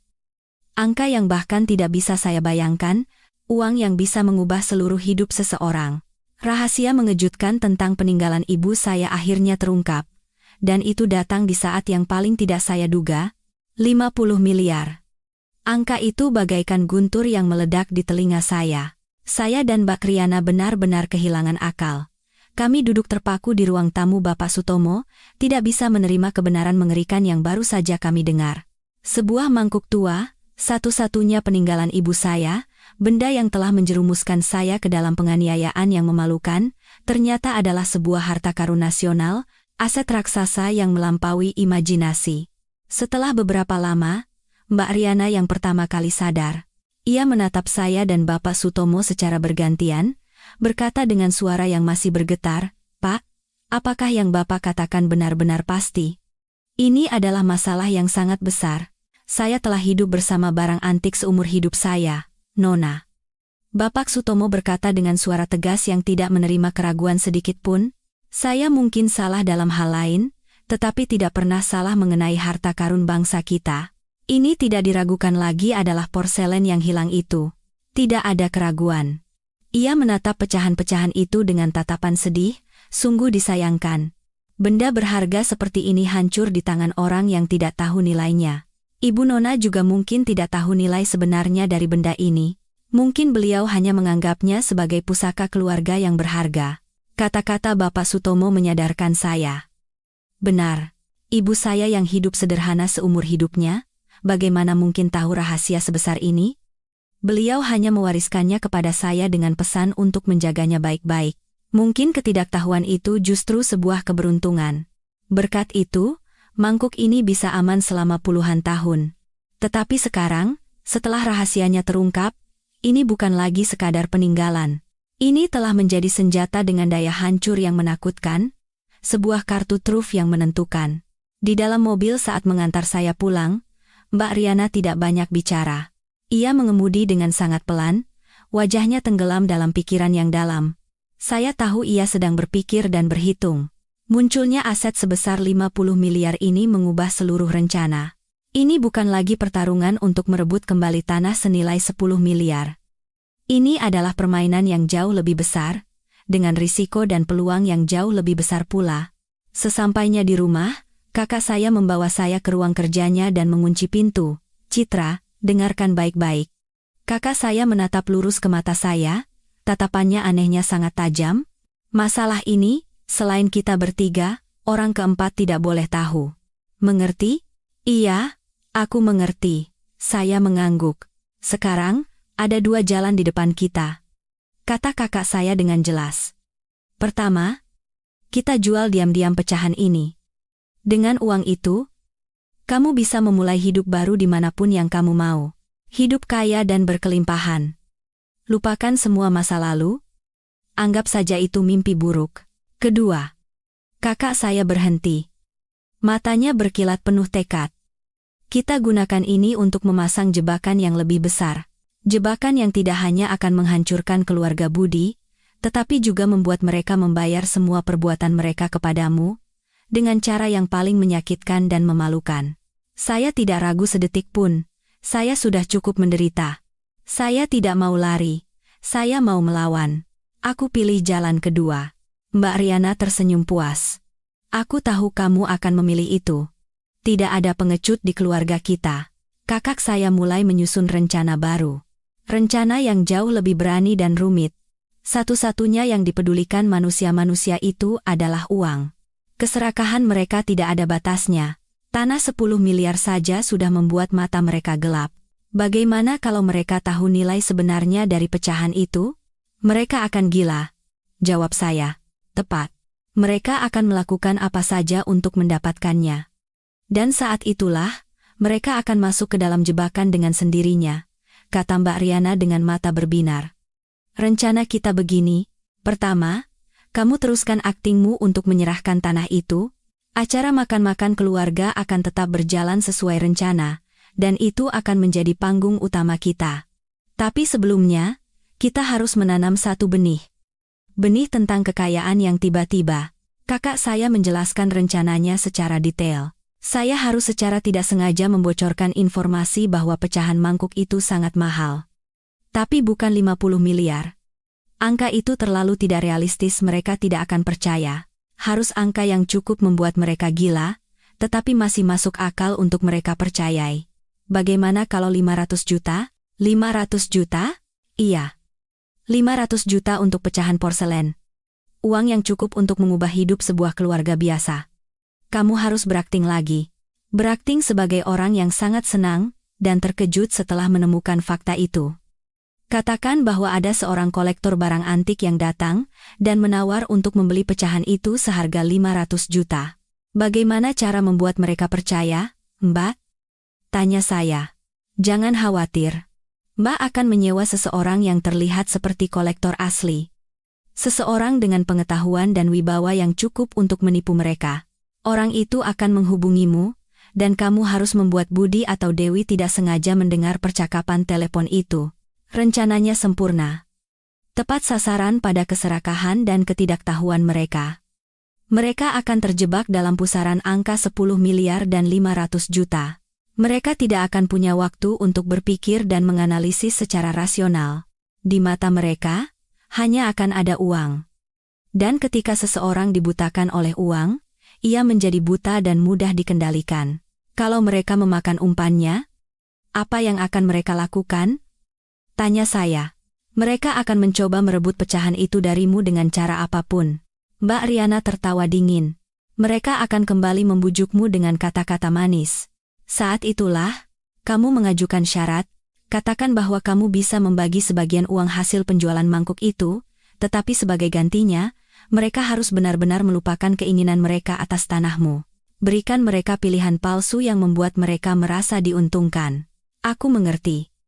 Saya mengangguk, mengagumi kecerdikan kakak saya. Saat mereka benar-benar percaya cerita 500 juta itu, dan sedang bermimpi tentang kehidupan kaya, tepat di acara makan-makan keluarga itulah kita melancarkan pukulan telak. Kita tidak hanya akan membongkar konspirasi perampasan tanah mereka, tetapi juga keserakahan dan kebodohan mereka dalam cerita mangkuk itu. Mereka akan dipermalukan 2 kali lipat, dihancurkan 2 kali lipat. Mbak Riana menyimpulkan dengan tatapan penuh percaya diri. Permainan ini, kita tidak hanya harus menang, tetapi menang telak. Saya menatap pecahan-pecahan yang terbungkus rapi. Perasaan aneh muncul di dalam hati saya. Ibu, terima kasih. Peninggalanmu bukan hanya harta, tetapi juga menjadi senjata paling tajam untukku melindungi diri dan merebut kembali keadilan. Aku tidak akan mengecewakanmu. Sekembalinya ke rumah, hati saya benar-benar berbeda. Bukan lagi kecemasan dan ketakutan, melainkan perasaan gembira yang aneh, seperti seorang pemburu yang telah memasang perangkap dan tinggal menunggu mangsanya masuk. Saya menyembunyikan kotak berisi pecahan itu baik-baik dan menunggu saat yang tepat untuk melempar umpan. Kesempatan itu datang 2 hari kemudian. Mbak Riana telah menyiapkan segalanya dengan sempurna. Kolektor yang ia sewa, Bapak Wibowo, seorang pensiunan aktor teater, menelepon saya tepat pada jam makan siang. Saya memastikan Budi dan Dewi ada di rumah, dan sedang berada di dekat saya. Saya duduk di ruang keluarga, dan sengaja menyalakan pengeras suara telepon.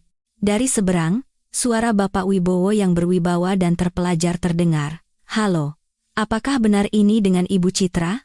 Saya seorang peneliti dan kolektor benda seni kuno. Saya dengar dari seorang kenalan bahwa Ibu memiliki pecahan porselen seladon yang sangat berharga. Apakah saya bisa bicara sebentar? Saya melirik dan melihat Dewi yang pura-pura menonton TV menajamkan telinganya. Budi juga keluar dari kamar tidur, bersandar di pintu dengan wajah penuh rasa ingin tahu. Saya memaksakan suara polos dan terkejut. Porselen? Oh, iya. Ada. Tapi sudah pecah.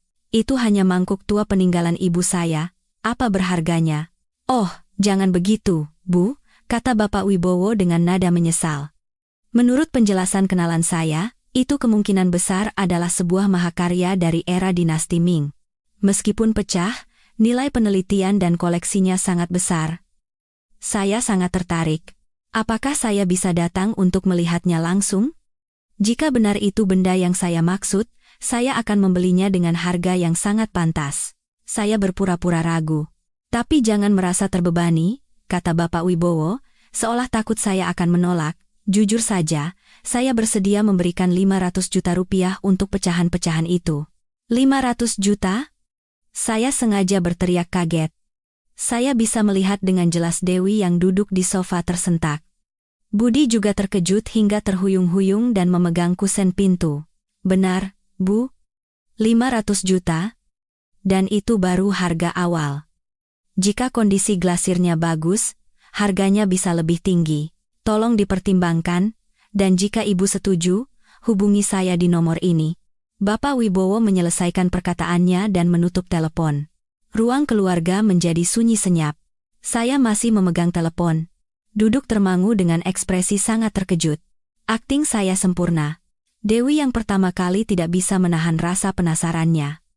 Ia berlari ke arah saya dan bertanya dengan suara yang tidak lagi menghina, melainkan penuh ketidaksabaran. Mbak, benar itu? 500 juta itu benar? Saya masih menatapnya dengan mata terbelalak, termangu. Aku juga tidak tahu. Tidak kusangka mangkuk tua itu semahal itu. Tepat pada saat itu, Ibu Lastri keluar dari dapur sambil memegang sendok sayur. Ia telah menguping seluruh pembicaraan. Apa yang 500 juta? Tanyanya dengan suara serak. Dewi buru-buru menjelaskan situasinya kepada ibunya. Wajah Ibu Lastri terus berubah, antara terkejut, ragu, dan keserakahan yang tidak bisa disembunyikan. Matanya berbinar-binar. Budi juga mendekat. Ia mencoba bersikap tenang, tetapi kepalan tangannya yang erat menunjukkan kegembiraannya. Citra, jangan terlalu mudah percaya. Bisa jadi itu penipuan. Ia berakting sebagai suami yang bijaksana dan mengkhawatirkan istrinya. Tetapi saya tahu, di dalam kepalanya sekarang hanya ada satu pikiran. Bagaimana cara mendapatkan uang itu? Lalu, sekarang aku harus bagaimana? Tanya saya dengan suara cemas, seolah sepenuhnya bergantung pada keputusan suami saya. Biar aku yang cari tahu dulu. Minta nomor telepon orang itu, nanti aku telepon lagi untuk memastikan. Ini masalah uang besar, tidak bisa dianggap main-main. Ia berkata dengan suara penuh tanggung jawab. Saya dengan patuh memberikan nomor telepon kolektor itu. Drama saya sukses besar. Benih keserakahan telah ditabur. Dan kini mulai tumbuh dengan kecepatan mengerikan di dalam hati ketiga orang itu. Sore itu, saya melihat Budi diam-diam menelepon di balkon. Saya tahu ia sedang menelepon Bapak Wibowo. Percakapan itu berlangsung cukup lama. Saat ia masuk, wajahnya serius, tetapi matanya memancarkan kegembiraan yang tidak bisa disembunyikan. Malam itu, mereka mengadakan rapat rahasia di kamar Ibu Lastri. Saya tidak diikut-sertakan, hanya diam-diam mengerjakan tugas saya. Tetapi saya tahu persis apa yang mereka bicarakan. Mereka pasti sedang mendiskusikan bagaimana cara merebut uang 500 juta itu. Dan benar saja, sejak saat itu, sikap mereka kepada saya berubah 180 derajat. Mereka memperlakukan saya seperti seorang ratu. Ibu Lastri tidak lagi menyuruh saya melakukan apapun. Bahkan memasakkan makanan lezat untuk saya. Dewi menempel terus di samping saya, memuji saya cantik dan baik hati. Budi menjadi semakin mesra. Ia terus-menerus membisikkan kata-kata manis dan membuat berbagai janji. Kebaikan mereka yang tiba-tiba membuat saya mual. Tetapi saya harus menerimanya dengan senyuman. Beberapa hari kemudian, Budi memanggil saya ke kamar. Ia menutup pintu rapat-rapat dan berkata dengan wajah sangat serius, "Citra, aku sudah mencari tahu tentang orang yang mengaku kolektor itu. Ternyata dia benar-benar orang terkenal dan terpercaya. Cerita 500 juta itu benar." Ia berkata dengan suara gembira. Lalu ia memegang tangan saya dan berkata dengan tatapan penuh harap, "Citra, kita ini kan suami istri. Uangmu uangku juga. Uangku uangmu juga. Sekarang kita akan punya uang sebanyak ini. Apa rencanamu?" Saya tahu ia sedang mencoba memancing niat saya. Saya menundukkan kepala dan berkata dengan suara lirih, "Aku belum tahu. Itu kan peninggalan ibuku." "Aku tahu," potongnya. "Aku menghargai itu peninggalan ibumu. Tapi coba pikirkan, ibumu di surga juga pasti ingin kamu hidup berkecukupan dan bahagia. Kalau kita menjual ini untuk mempersiapkan masa depan kita, ibumu pasti akan senang. Atau begini saja," usulnya dengan suara penuh perhitungan. "Uang ini kan rezeki nomplok. Bagaimana kalau kita bagi dua? Kamu setengah, aku setengah. Adil kan? Bagi dua." Saya hampir tertawa terbahak-bahak. Mangkuk itu milik saya. Yang mencari tahu juga saya. Ia tidak melakukan apa-apa dan meminta setengahnya. Tetapi saya berpura-pura berpikir. "Atau, kamu merasa kurang?" Ia sepertinya berpikir saya tidak setuju. "Baiklah. Aku mengalah. Kamu 60%, aku 40. Bagaimana? Aku kan laki-laki, tidak hitung-hitungan dengan istri." Ia berpura-pura mulia. Saya masih diam. 70, 30. "Ini terakhir. Kamu jangan serakah." Keserakahan telah menelanjangi topeng kebajikannya. Saat itulah, saya mengangkat kepala dan menatap lurus ke matanya.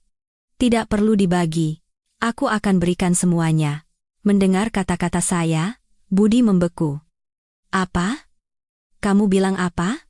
"Aku akan berikan uang 500 juta itu, semuanya, kepada Ibu, Dewi, dan kamu." Ulang saya dengan suara tenang. "Tapi, ada syaratnya." "Semuanya?" Budi menatap saya dengan mata terbelalak, seolah tidak percaya dengan apa yang baru saja ia dengar. Wajahnya dipenuhi campuran antara keraguan, kebahagiaan, dan sedikit kebingungan. Ia mungkin bertanya-tanya mengapa saya tiba-tiba menjadi begitu murah hati dan bodoh. Namun, keserakahan dengan cepat menelan semua keraguan itu. "Kamu serius, Citra?" Suaranya bergetar karena gembira. Iya, serius. Saya mengangguk dengan ekspresi sangat tulus. Aku juga sudah banyak berpikir. Bagiku, keharmonisan keluarga lebih penting daripada uang. Akhir-akhir ini suasana rumah sangat tidak baik. Ibu dan Dewi selalu murung, dan kamu juga jadi kurus karena banyak pikiran. Aku tidak suka melihat kalian seperti itu. Kalau uang ini bisa membuat seluruh keluarga bahagia lagi, aku tidak butuh sepeser pun. Aku akan berikan semuanya. Saya memerankan peran istri yang berbakti dan murah hati dengan sempurna. Setiap kata-kata saya tepat sasaran pada psikologi Budi. Mengangkat harga dirinya, sekaligus menegaskan kebodohan dan ketergantungan saya. Budi tidak lagi ragu sedikit pun. Ia memeluk saya erat-erat. Pelukan yang bukan karena cinta, melainkan karena kegembiraan yang meluap-luap. Citra, kamu benar-benar istri terbaik di dunia. Aku tidak tahu harus berkata apa. Terima kasih. Terima kasih banyak. Ia tergagap, hampir menangis karena terharu. Tetapi saya tahu, itu adalah air mata buaya. Namun, saya sedikit mendorongnya dan berpura-pura ragu. Tapi, ada satu syarat. Syarat? Syarat apa? Katakan saja. Apapun akan aku kabulkan. Ia berkata dengan cepat, seolah takut saya akan berubah pikiran. Saya menatap lurus ke matanya dan berkata dengan serius, uang 500 juta ini bisa kuberikan untuk keluarga. Tapi sebagai gantinya, kamu dan ibu harus berjanji satu hal. Mengenai tanah di desa, itu adalah satu-satunya harta peninggalan orang tuaku. Aku ingin menyimpannya sebagai kenang-kenangan. Sebagai tempat untukku bisa mendoakan mereka kelak. Jadi, bisakah kalian tidak lagi membahas soal tanah itu? Inilah langkah yang telah direncanakan oleh Mbak Riana. Saya menawarkan pilihan palsu, sebuah pertukaran. Uang tunai 500 juta di depan mata, versus tanah senilai 10 miliar di masa depan yang tidak pasti dan jauh. Bagi keluarga Budi yang picik dan sedang butuh uang mendesak, itu adalah pilihan yang sangat mudah. Dan benar saja, Budi langsung mengangguk tanpa ragu sedikit pun. Baiklah. Aku setuju. Aku janji. Aku akan bilang pada ibu agar tidak ada lagi yang membahas soal tanah itu. Asalkan kamu bahagia, itu sudah cukup. Ia berkata dengan suara mantap, tetapi saya tahu. Janji seorang pembohong lebih tidak berharga dari selembar tisu bekas. Ia bergegas keluar untuk memberitakan kabar gembira itu. Tak lama kemudian, terdengar sorak-sorai dari kamar sebelah. Mereka telah sepenuhnya masuk ke dalam perangkap. Mereka bersulang, mengira telah berhasil menipu seorang wanita bodoh, tanpa menyadari bahwa merekalah boneka yang sedang menari di telapak tangan saya. Keluarga mertua saya, yang yakin akan mendapatkan 500 juta, tidak bisa menunggu lebih lama lagi. Mereka mendesak saya untuk segera menghubungi kolektor dan melakukan transaksi. Mbak Riana dan Bapak Wibowo sudah menyiapkan drama berikutnya. Bapak Wibowo mengatur pertemuan di sebuah kafe yang tenang dan mewah. Hari itu, seluruh keluarga mertua saya ikut serta. Mereka berdandan habis-habisan, mencoba terlihat seperti orang terpelajar dan berkelas. Ibu Lastri bahkan mengenakan kalung mutiara palsu kebanggaannya. Bapak Wibowo datang tepat waktu. Ia memancarkan aura intelektual yang santai dan berkelas. Di sampingnya, ada seorang asisten muda, yang sebenarnya adalah pengacara yang dikirim oleh Mbak Riana. Setelah basa-basi singkat, Bapak Wibowo langsung ke inti persoalan. Ia mengenakan sarung tangan dengan hati-hati dan memperlakukan pecahan mangkuk yang saya bawa dengan penuh penghargaan. Benar sekali. Luar biasa. Ia berkata dengan nada takjub, kualitas glasirnya, bentuknya, terutama stempel di dasarnya ini. Ini tidak diragukan lagi adalah mahakarya yang hilang. Meskipun pecah, nilainya sama sekali tidak berkurang. Mendengar kata-kata Bapak Wibowo, mata keluarga mertua saya berkilat penuh keserakahan. Mereka menelan setiap kata-katanya. Jadi harganya bagaimana? Tanya Budi tidak sabar. Bapak Wibowo tersenyum. Seperti yang saya katakan di telepon, saya berpikir 500 juta. Tapi setelah saya lihat lebih dekat, nilainya jauh lebih tinggi. Begini saja, saya akan berikan 1 miliar. 1 miliar? Mereka bertiga berteriak bersamaan, mulut mereka ternganga, keserakahan mereka naik ke level baru. Mereka tidak pernah membayangkan durian runtuh ini akan sebesar ini. Melihat keterkejutan mereka, Bapak Wibowo berkata seolah mengerti, tapi karena nilai transaksinya besar, kita butuh surat perjanjian yang jelas demi keamanan kedua belah pihak. Saya juga butuh waktu untuk menyiapkan uang tunai. Begini saja, kita buat uang muka dulu. Saya berikan 200 juta sekarang, dan dalam waktu seminggu saya akan berikan sisa 800 jutanya sambil saya mengambil pecahan ini. Bagaimana? Mendengar akan mendapatkan uang tunai 200 juta saat itu juga, Ibu Lastri mengangguk-angguk tanpa henti. Baik, baik. Setuju. Asisten Bapak Wibowo mengeluarkan setumpuk surat perjanjian yang sudah disiapkan. Silakan diperiksa surat perjanjiannya. Ini adalah surat perjanjian jual beli dengan uang muka. Semua klausul sudah tertera dengan jelas. Ia berkata dengan suara profesional. Budi menerima surat perjanjian itu dan membolak-baliknya. Ia berpura-pura membaca setiap klausul dengan teliti, tetapi sebenarnya otaknya hanya dipenuhi oleh angka. Ia hanya membaca sekilas bagian-bagian penting seperti jumlah uang dan tanggal transaksi, melewatkan semua istilah hukum yang kecil dan rumit. Ibu Lastri dan Dewi semakin tidak mengerti apa-apa, hanya mendesak Budi untuk cepat menandatangani. Pasal 4 ayat 3, kata asisten itu sambil menunjuk tulisan kecil, klausul ini menyatakan bahwa jika pihak kedua, yaitu pihak keluarga, gagal menyerahkan barang yang dimaksud dalam perjanjian, atau jika barang tersebut terbukti palsu, maka pihak kedua wajib membayar ganti rugi sebesar 5 kali lipat dari uang muka kepada pihak pertama, yaitu Bapak Wibowo. Jadi sebesar 1 miliar rupiah, ini adalah klausul standar untuk mengurangi risiko pembeli, mohon dimaklumi. Klausul itu, dari luar, terdengar masuk akal. Dan di dalam benak keluarga mertua saya, yang yakin mereka memiliki harta karun asli, asumsi jika terbukti palsu sama sekali tidak mereka pertimbangkan. Mereka hanya memikirkan 1 miliar yang akan masuk ke kantong mereka. Iya, tidak masalah, kata Budi tanpa ragu. Ia mengambil pulpen dan menandatangani namanya di surat perjanjian itu. Ibu Lastri, sebagai kepala keluarga, juga ikut menandatangani di sampingnya dengan gembira. Setelah penandatanganan selesai, Bapak Wibowo segera menyuruh seseorang mentransfer 200 juta ke rekening Budi. Suara notifikasi transfer di ponsel Budi terdengar seperti musik yang merdu. Seluruh keluarga tersenyum lebar. Mereka menjabat tangan Bapak Wibowo dan berulang kali mengucapkan terima kasih. Mereka sama sekali tidak tahu bahwa tanda tangan itu bukanlah tanda tangan untuk menerima uang, melainkan tanda tangan untuk menjual masa depan mereka. Dengan tangan mereka sendiri, mereka telah memasang jerat di leher mereka. Sekarang, tinggal saya dan Mbak Riana yang perlu menarik talinya sedikit saja, dan semuanya akan berakhir. Keluar dari kafe, keluarga mertua saya seolah berjalan di atas awan. Mereka memegang uang tunai 200 juta dan janji 800 juta. Mereka tidak langsung pulang, melainkan menuju sebuah mall besar. Baju-baju mewah, tas mahal, ponsel terbaru. Mereka berbelanja tanpa menahan diri. Mereka sedang menikmati kehidupan orang kaya, tanpa tahu bahwa itu adalah momen gemilang terakhir mereka.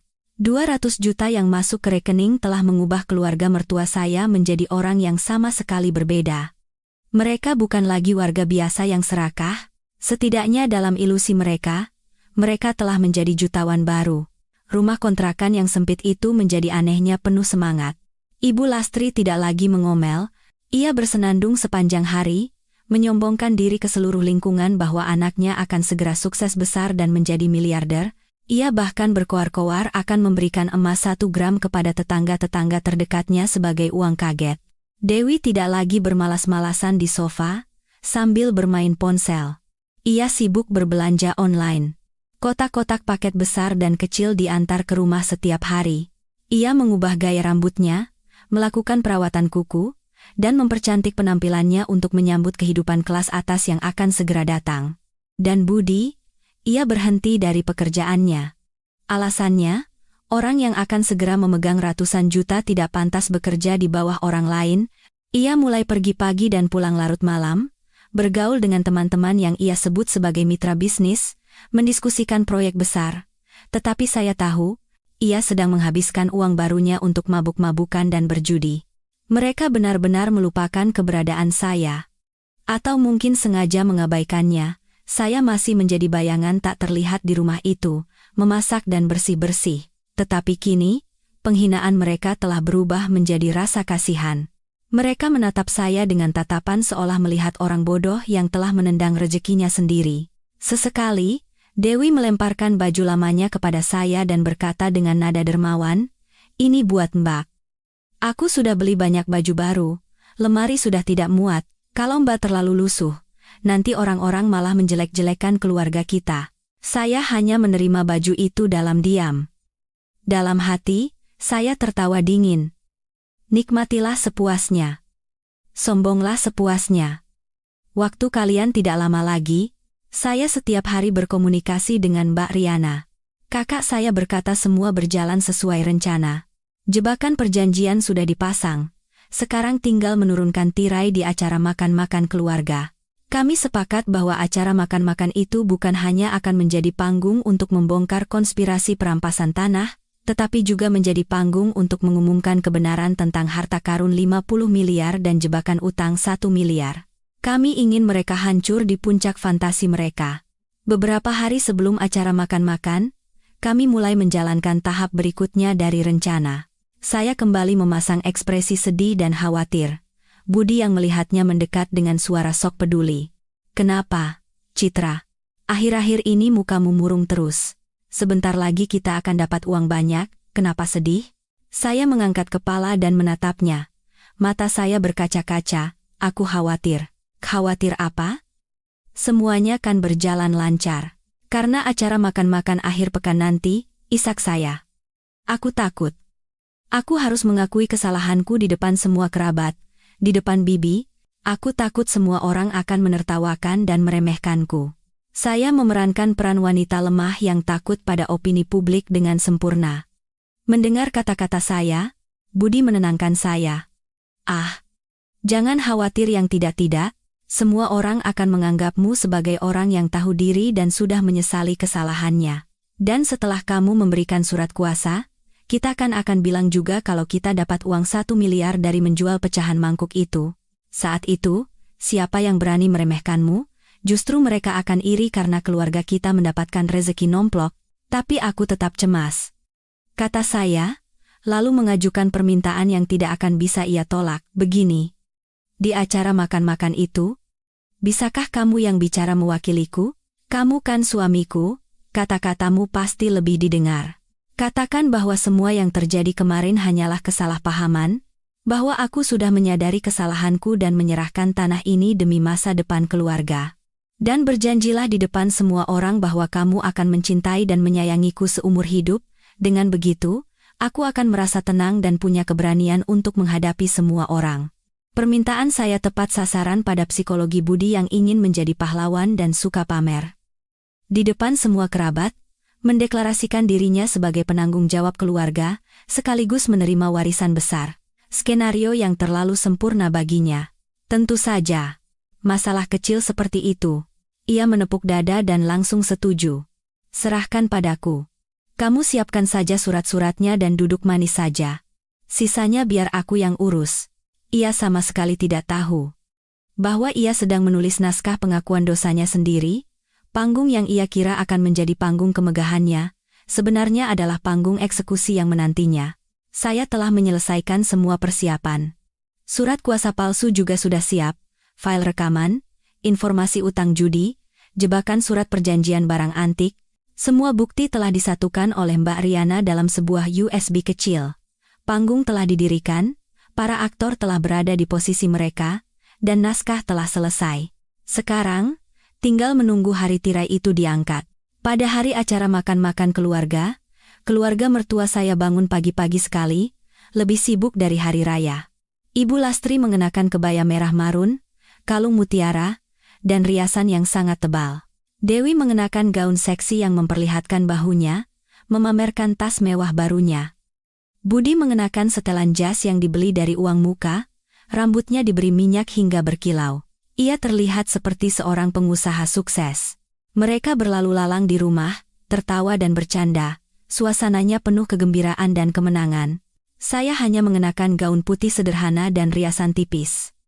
Saya ingin kesederhanaan saya menjadi kontras yang tajam dengan kemewahan mereka yang pamer. Acara makan-makan diadakan di sebuah restoran masakan Indonesia yang mewah di pusat kota. Tempat yang pastinya mereka bayar dengan sebagian besar uang muka itu. Mereka ingin penghinaan saya dipentaskan di tempat yang berkelas, di depan orang-orang yang terpandang. Tamu yang datang cukup banyak, kerabat dari pihak mertua dan bibi saya juga datang dari desa.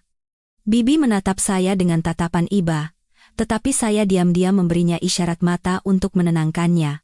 Setelah semua orang duduk, Ibu Lastri, sebagai tuan rumah, bangkit dengan wibawa dan berkata dengan suara lantang, "Para kerabat sekalian, terima kasih telah datang ke acara keluarga kami hari ini. Hari ini adalah hari yang istimewa, hari untuk meluruskan semua kesalahpahaman dan mempererat tali persaudaraan kita."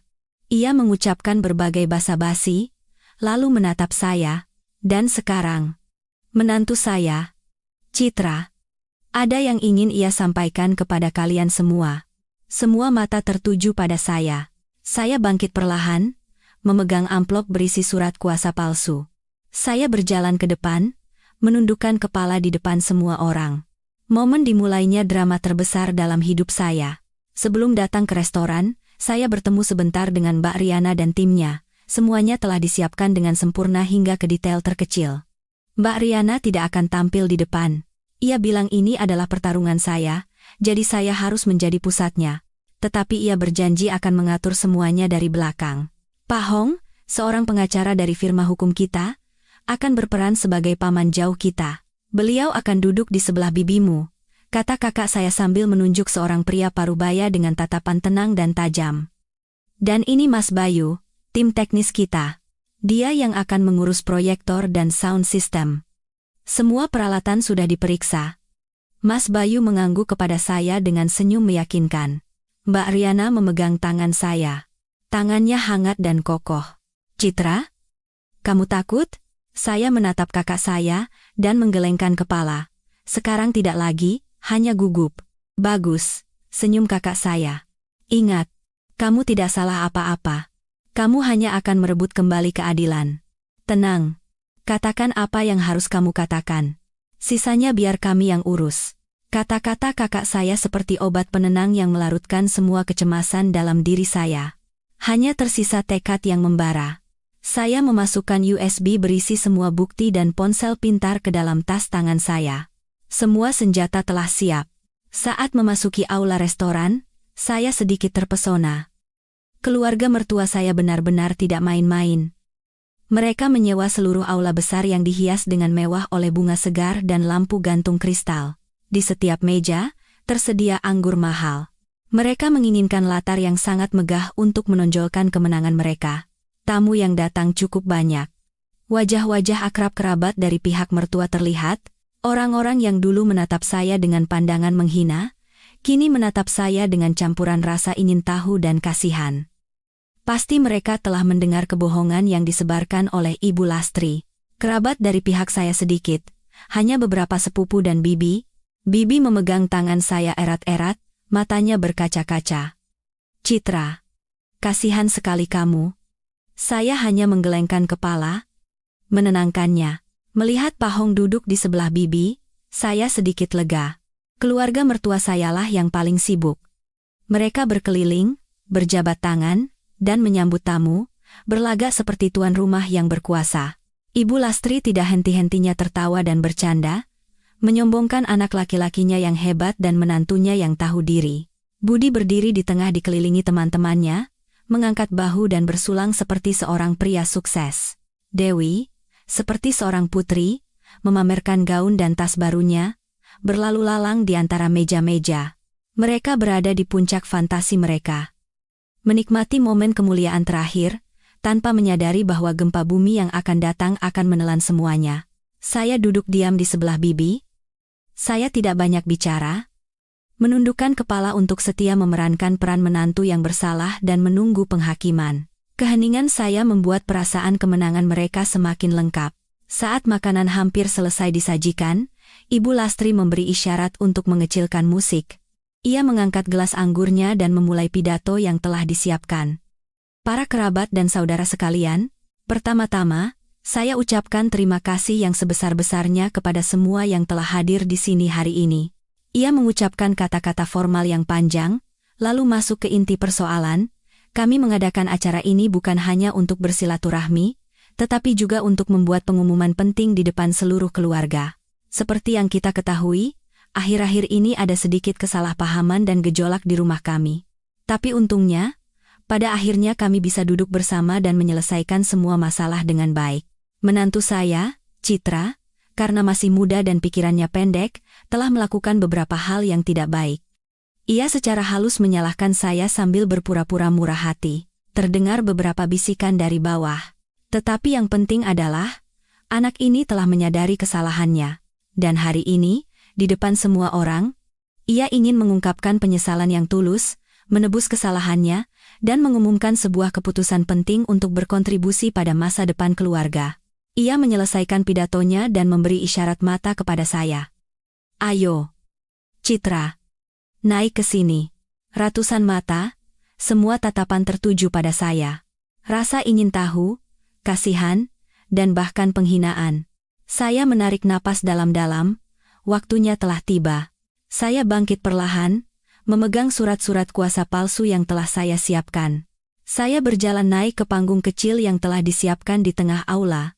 Langkah saya mantap dan tenang. Keluarga mertua saya menatap saya dengan mata penuh antisipasi dan kemenangan.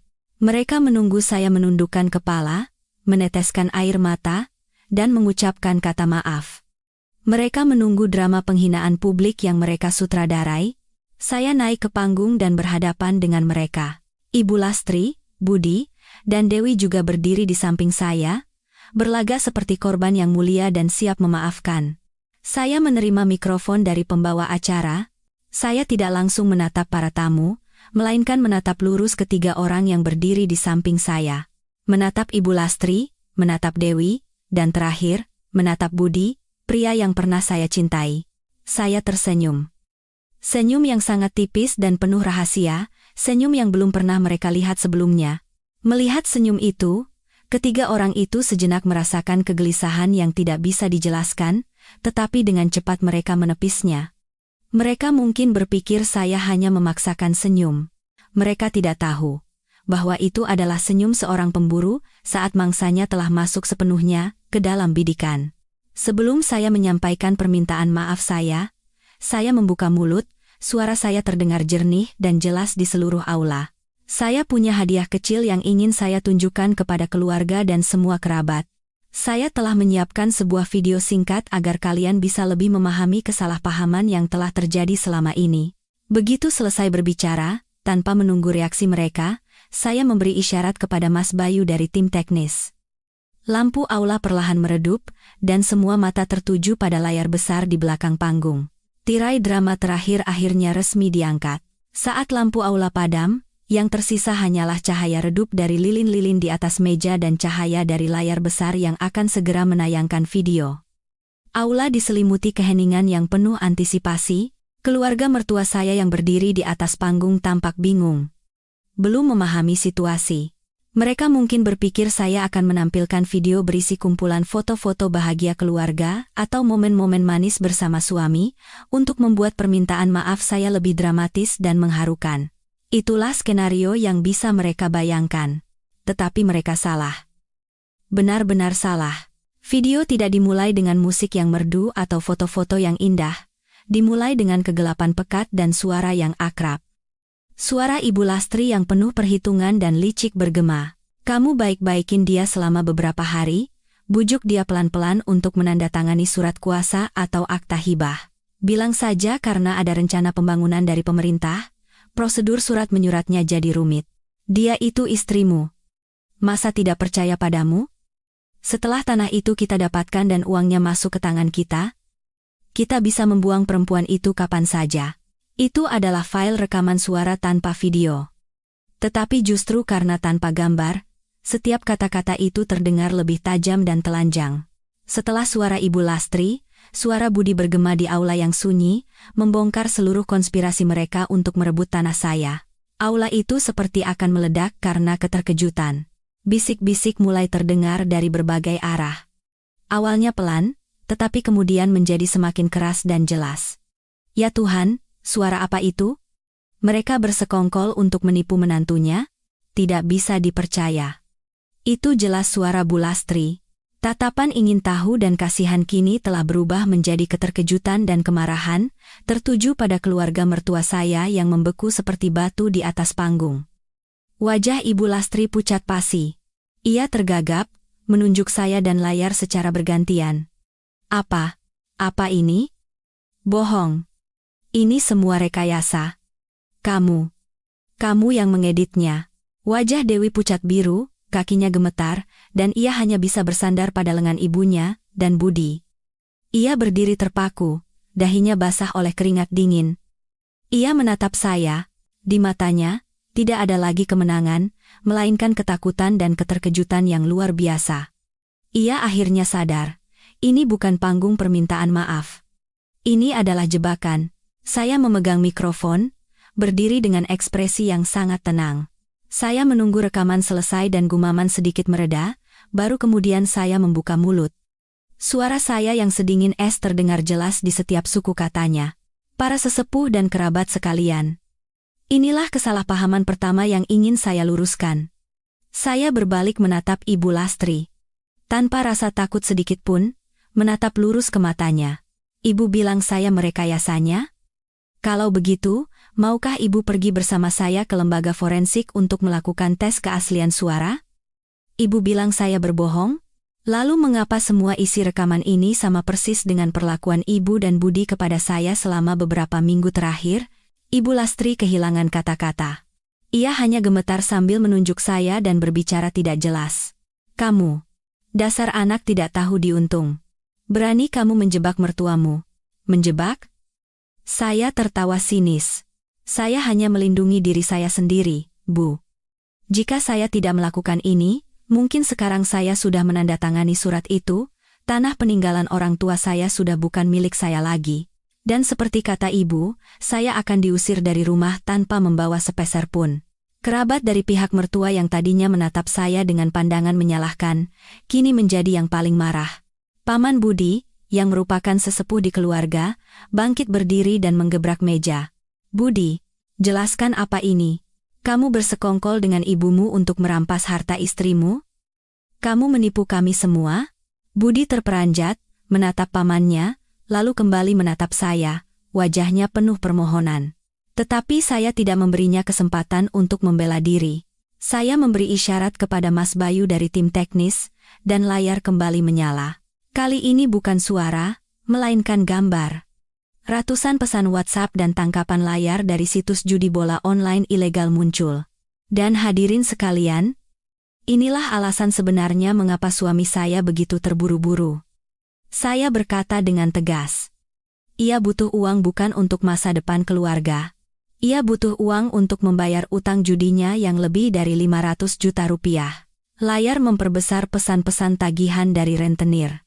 Ancaman-ancaman mengerikan jika tidak membayar utang. Ia telah kehilangan semua uangnya dan dikejar-kejar oleh rentenir hingga ke kantornya. Karena tidak punya cara lain, ia mengincar satu-satunya harta yang tersisa dari istrinya. Suami seperti ini, apakah pantas saya percayai dan serahkan hidup saya padanya? Aula kembali gempar karena terkejut. Kali ini bercampur dengan rasa jijik dan hina. Semua orang menatap Budi seolah ia adalah monster. Ia bukan hanya seorang penipu, tetapi juga seorang penjudi, manusia hina yang rela mendorong istrinya ke jurang kematian untuk menyelamatkan dirinya sendiri. Tidak. Budi akhirnya berteriak putus asa. Aku hanya ikut-ikutan teman. Hanya untuk Iseng. Iseng sampai utang 500 juta? Balas saya dengan dingin. Iseng sampai merencanakan untuk menipu istri sendiri? Ia tidak bisa menjawab. Semua kebohongannya kini sia-sia. Ia terduduk lemas di panggung, memegangi kepalanya dengan kedua tangan. Ia benar-benar hancur. Ibu Lastri, melihat kondisi anaknya, menjerit dan berlari ke arah saya seperti orang gila. Ini semua karenamu, kamu yang menghancurkan anakku. Akan kubunuh kamu. Tetapi sebelum ia sempat menyentuh saya, Pahong dan bibi saya berlari dan menahannya. Panggung seketika menjadi kacau.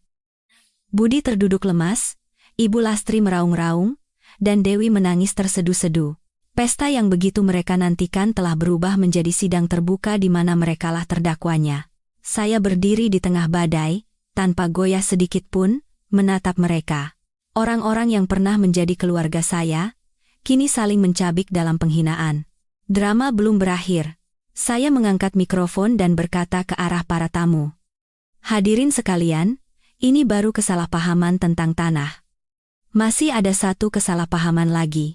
Sebuah kesalahpahaman senilai 1 miliar rupiah yang saya yakin keluarga mertua saya juga sangat ingin kebenarannya terungkap. Mendengar kata-kata saya, kekacauan sejenak mereda. Semua orang kembali menatap saya, penasaran pukulan telak apa lagi yang akan saya lancarkan. Kata-kata saya menggantung di udara, membuat suasana aula yang sudah tegang menjadi semakin mencekik. Kesalahpahaman senilai 1 miliar rupiah. Orang-orang saling berpandangan, tidak mengerti apa yang saya maksud. Hanya 3 orang di atas panggung yang mengerti. Wajah mereka berubah dari ketakutan menjadi keterkejutan yang luar biasa. Mereka tahu apa yang akan saya katakan. Mereka tahu jebakan kedua akan segera datang. Budi yang terduduk di lantai mengangkat kepalanya dan menatap saya dengan tatapan memohon. Ia tergagap. Citra, tolong, jangan, tetapi sudah terlambat. Saya bukan lagi Citra yang lemah yang bisa ia kendalikan. Saya menatapnya dengan tatapan dingin dan tanpa emosi. Anda takut? Takut semua orang akan tahu sejauh mana keserakahan dan kebodohan keluarga Anda? Saya mengarahkan mikrofon ke arah para tamu dan berkata dengan suara yang lebih tegas dari sebelumnya, hadirin sekalian. Saat konspirasi perampasan tanah mereka gagal untuk sementara, keluarga mertua saya tidak menyerah. Mereka memasang jebakan lain, dan kali ini, umpannya adalah kebaikan dan kepolosan saya.